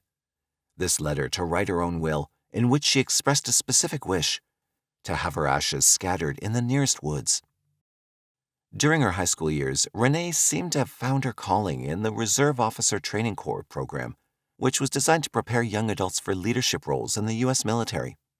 Her mother proudly recalled that by her senior year, Renee had risen to the position of commanding the unit. In 1982, at the age of 20, Renee joined the Army and was stationed at Fort Benning, Georgia, where she served as a medic within the 197th Infantry Brigade. Life appeared to be on a positive trajectory for her until an unexpected turn of events unfolded. On the night of April 29, 1982, Renee left her barracks, riding a borrowed motorcycle towards Columbus, Georgia. This would be the last time anyone would see Renee alive. The day Renee disappeared was significant for many reasons. It was the day before her payday and just a few days before she was due to be promoted. Her commander had even planned to recommend her for additional training in preparation for her entrance to the military academy. However, when Renee failed to return as expected, it raised alarm bells, triggering an official investigation into her mysterious disappearance. On May 3, 1982, 4 days after Renee went missing, the friend who lent her the motorcycle and motorcycle helmet made a peculiar observation. The friend spotted two soldiers wearing the helmet on a street that led from the military post to nearby Columbus, Georgia. Concerned, this friend took action and had a police officer stop the two individuals. Both soldiers were questioned by the military police at Fort Benning that day and the following day. They were released after both soldiers claimed to have purchased the helmet at a video game room located in a high-crime area of Columbus, Georgia. On June 1, 1982, over a month after Renee's perplexing disappearance, a startling discovery was made. Renee's wallet and sweater were found alongside a road near Cusseta, not far from the Army post. On the very same day, Renee was listed as a deserter by the Army. This action was deemed by the Army as an unfortunate coincidence, casting a shadow of suspicion on her unexplained absence. In response to this unsettling turn of events, the Army offered a reward in their quest for information about her whereabouts. Then, on June 28, 1982, exactly 2 months after Renee's disappearance, her remains were tragically located near a logging road in Chattahoochee County. An examination by investigators determined that she had been murdered. It was discovered that she'd been struck by a shotgun blast. In the aftermath of this discovery, an extensive investigation was launched with the U.S. Army Criminal Investigation Division and the Georgia Bureau of Investigation joining forces to unravel the mystery of how Renee had lost her life. However, despite their efforts, the case eventually grew cold, leaving many questions unanswered. In late 2020, nearly 4 decades later, Vic Reynolds, the director of the Georgia Bureau of Investigations, started a cold case unit which consisted of retired bureau investigators. Their primary mission was to revisit Rene's unsolved case. It didn't take them long to hone in on a suspect and establish a connection between that individual and the tragic shooting. This suspect was identified as 64-year-old Marcellus McCluster. Unfortunately, the authorities didn't disclose the specific evidence that led them to McCluster. At the time McCluster became the focus of their investigation, he was already serving a life sentence as an inmate, convicted of an unrelated murder from 1983 in Stewart County. However, despite his existing sentence, he faced new charges in March 2022. These included 1 count of malice murder and 4 counts of felony murder related to Rene's case. During a subsequent press conference, Kimberly Schwartz, the Assistant District Attorney for the Chattahoochee Judicial Circuit, spoke about the uncertainties surrounding Rene's unfulfilled life. She stressed the profound loss, mentioning that they could only speculate about the life Rene might have led, never knowing the love she could have experienced, the relationships she might have built, or the dreams she could have realized. Kimberly underlined that all these possibilities were tragically extinguished by a single gunshot from a cheap shotgun in the remote and obscure regions of South Chattahoochee County 4 decades ago. We know that she would have been 59 years old if she could have been with us today, but we don't know who she might have loved, what relationships she might have built, what dreams she might have realized. All of those things got extinguished by a blast from a cheap shotgun about 2 miles from the middle of nowhere down in South Chattahoochee County. She also noted that the malevolence exhibited in this case had no expiration date. In a separate statement, Rene's mother expressed her gratitude to the cold case unit for their relentless pursuit of justice in her daughter's case. She acknowledged that while nothing could ever bring Rene back, she found solace in the fact that these individuals cared deeply enough to diligently seek the truth. On April 25, 2022, McCluster appeared in the Chattahoochee County Courthouse. During the brief hearing, which took less than 10 minutes, McCluster entered a plea of not guilty. The outcome or fate of McCluster's case remains uncertain and undisclosed at this time. July 14, 1974, brought a bright Sunday morning to the farming community of Fairfield in southwestern Ohio. However, this seemingly ordinary day held a tragic twist for 71-year-old Ruth DOENCH, a local resident. She was discovered lifeless on the floor just inside her home's front door, with a garden axe embedded in her head. Who could have committed such a ruthless crime? What could have motivated the choice of 71-year-old DOENCH as the victim? Fairfield Township, Ohio, is a serene and close-knit community nestled in the heart of southwestern Ohio. With a modest population that values a peaceful lifestyle, this township offers a tranquil environment for its residents. The expansive farmland that stretches across the township is truly a breathtaking sight. The overall calmness of the area usually extends a warm and inviting welcome to both the local community and visitors alike. Although an air of tranquility prevails, this community was jolted by a horrifying incident when Ruth DOENCH was tragically murdered in 1974, leaving its residents in a state of shock. Hailing from Ohio and born in 1902, Ruth M. DOENCH was wedded to Paul J. DOENCH, leading a simple life nestled in Fairfield Township. Serving as the esteemed principal at Hayes Elementary School, she found fulfillment in her role within the community. Her life was marked by its lack of controversy and remained a relatively unknown tale, shared only among her closest associates in the tight-knit Fairfield community. In 1973, tragedy struck when her husband, Paul, passed away at the age of 74. At 70 years old, Ruth was left to embark on a solitary journey, resuming her life alone. Following her husband's passing, Ruth found herself tasked with the responsibility of managing their 18-acre property, which had numerous renters. But little did she anticipate that, just 1 year after her husband's death, at her advanced age, she would confront a fate far more terrifying than she could have ever imagined.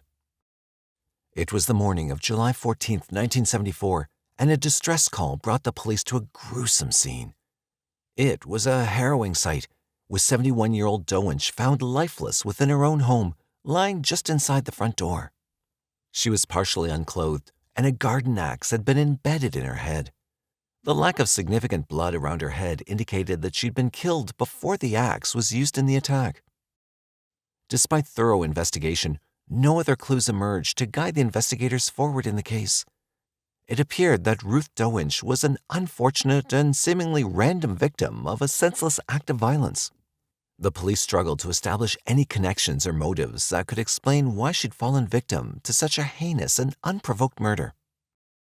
While the crime scene yielded no direct evidence, Detective Deaton made a significant discovery within DOENCH's house. This discovery came in the form of a receipt that contained information regarding the renters on DOENCH's property, and thus the search for the people in the receipt began. Found the names and began actually looking for those folks to determine where they lived. Were they still in the area? Were they still in the neighborhood? Within the roster of renters, one name particularly caught Detective Deaton's attention: Donald Korn. Donald was a local resident of the town and had been a tenant at DOENCH's guest house for more than a year. Deaton wasted no time in locating Korn and initiated a conversation with him. He interviewed very well. He had me convinced that he was not a person that would do something of this nature, and he had alibis at the time, as I recall. With no incriminating evidence against Korn, the case remained unsolved and eventually grew cold. 5 months later, in December 1974, roughly 130 miles southwest of Fredericksburg Township in Jeffersonville, Indiana, an event unfolded that once again placed the police on high alert. This time, it was the case of 54-year-old Dorothy Hendren. It was just after dinner time, and Dorothy was at home, relaxing in her chair and watching TV. Little did she know that this seemingly ordinary night was about to take a horrifying turn. All of a sudden, her head was pulled back from behind with a knife pressed against her throat. And at that moment, he cut her throat. And she was begging him, "Please tell me what you want me to do. I'll do anything, just don't kill me." Despite her pleas, the intruder callously disregarded her requests, subjecting her to a traumatic violation before once again slashing her throat. At that critical moment, Dorothy decided to play dead, a desperate move to safeguard her life from the heartless intruder. As she lay motionless, the intruder, believing her to be lifeless, proceeded to ransack the house in search of valuable items before eventually departing. Summoning all her strength, Dorothy managed to discreetly reach for the telephone and dialed 911. By the time the police arrived at the scene, she'd already been rushed to the hospital for medical attention. The forensics department arrived at the scene and gathered any available evidence, including scattered hair and blood samples found on the floor and the chair. Detective Ron Kemp of the Jeffersonville Police Department now faced an anxious wait, hoping for Dorothy's recovery. We only had Mrs. Hendren, waiting for her, hoping that she would survive to give us more information. Thankfully, Dorothy Hendren survived the ordeal. She provided a detailed description of the intruder and recounted the harrowing events of that night. Despite her cooperation, the police department had no name to match the description given by Dorothy, leaving the case at a standstill. However, the Jeffersonville police were determined to uncover any new evidence that could lead them to the ruthless intruder. Unfortunately, their hopes were answered on January 27, 1975, when a breakthrough finally emerged. The police department received a call from a woman named Kathy Allen, who happened to be Dorothy's neighbor. Kathy had valuable information to share with the police concerning the night of the attack. I saw him when he pulled up, and then I saw him get out of the El Camino, and I never dreamed that anything like what happened would happen. Remarkably, Kathy recognized the person she'd seen that fateful night. He was someone who had taken Kathy on his lifeboat just about a month prior to the incident and attacked her. He knocked me down. He was on top of me. And he was trying to get my clothes off. He did get some of my clothes off. And then I started biting, and he bit me back. And then I bit his hand, and when he let go, I just remember I got away. I got out. I flew. Kathy had kept these details to herself until the mounting concern drove her to reveal the name of the assailant who had targeted her and nearly taken Dorothy's life. It was none other than Donald Korn.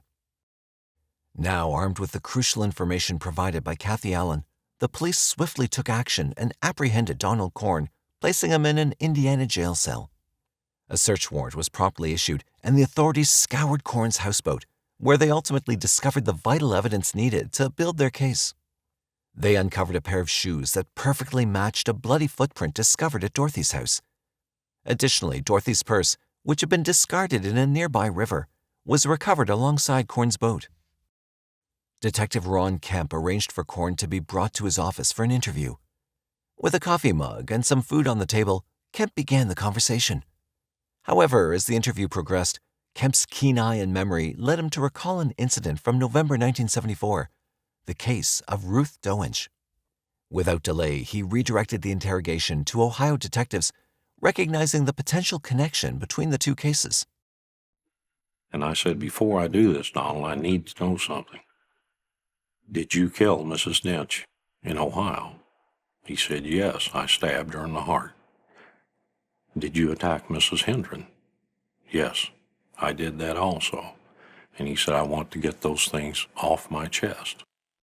Armed with Korn's confession, Detective Kemp obtained the closure he needed, and the Ohio Police Department, which had been grappling with the unsolved case of Ruth DOENCH, finally received some closure. The confession appeared to have cracked the case wide open. However, despite this apparent progress, challenges and complications were on the horizon.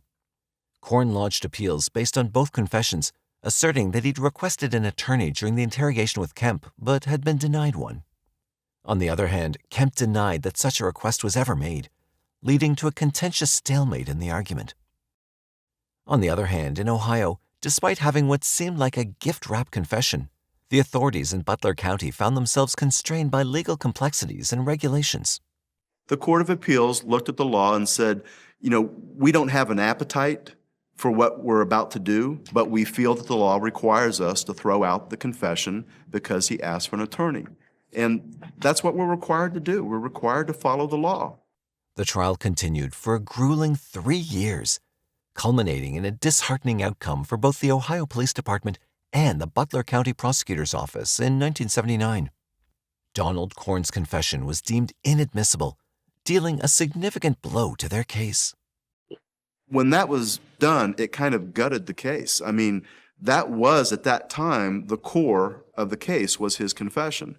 And without that confession, the prosecutor at the time felt that he couldn't prosecute. He was going to get off scot-free on this heinous crime that he had confessed to and had been convicted on and was sentenced to death to die in the electric chair. I was just shattered that he had gotten off scot-free. While Korn did receive a minimum of 20 years imprisonment in Indiana, he managed to evade justice in Ohio, walking away from the state without facing the consequences. For the Fredericksburg Police Department and the people of Ohio, it was a nightmare to realize that a killer was freely roaming their streets. All you got to do is look at this guy and look into his eyes, and you can tell that he's a killer. And the way he committed both of these crimes in Indiana and in Ohio, I wouldn't want this guy back out on the street. Gradually, over the course of 21 years, time had marched on, and it was now the year 2000. The state of Ohio had largely progressed and evolved. The chilling crimes committed by a man named Donald Korn had become distant memories. However, within the police department, the unresolved case of DOENCH's murder continued to haunt them, a painful reminder of the violent events that had transpired in their city. One detective, Frank Smith, remained steadfast in his determination to solve the case, tirelessly working as if it was the very day he first learned of it. This time, however, Detective Smith stumbled upon a lead while reviewing files connected to the Ruth DOENCH case. The name that caught his attention was that of Donald Korn's sister, Louise Ambergy. Despite the case having remained unsolved for 21 years, Detective Smith remained committed and decided to pursue this lead. When I knocked on the door and I introduced myself and I explained to her that I was there because of her brother, she told me that it had been a long time coming, that there was something that she needed to tell us. Korn's sister, Louise, had never contacted the police during all those years. Nevertheless, with Detective Smith at her door years after the crimes had occurred, she finally chose to break her silence. She shared the details of what had transpired and what her brother had confided in her and her mother during their visit to him in jail. My mother asked him, Donnie, did you do that? Did you kill Mrs. Dench? And what was Mr. Korn's He said brother's yes. response? He said yes. All I know is I said, Donnie, how could you do that? And he said, don't worry about it, sis. What's done is done. With Louise's crucial statement, Detective Smith finally had the missing piece needed to solve the case once and for all. With Korn's imminent parole date, Detective Smith managed to secure a grand jury indictment for the 1974 murder of Ruth DOENCH, and he prepared for the trial. We had to take a swing at it. Whether we failed, whether we were successful or not, wasn't as important as the fact that we had to be committed to try to get a conviction so we could keep him in prison for the rest of his life, so the rest of us could be safe. Finally, on June 17, 2000, the verdict was rendered, and Korn was found guilty of aggravated murder. However, due to Ohio law, the crime was no longer eligible for the death penalty. So consequently, Korn received a sentence of life imprisonment with no possibility of parole for 30 years.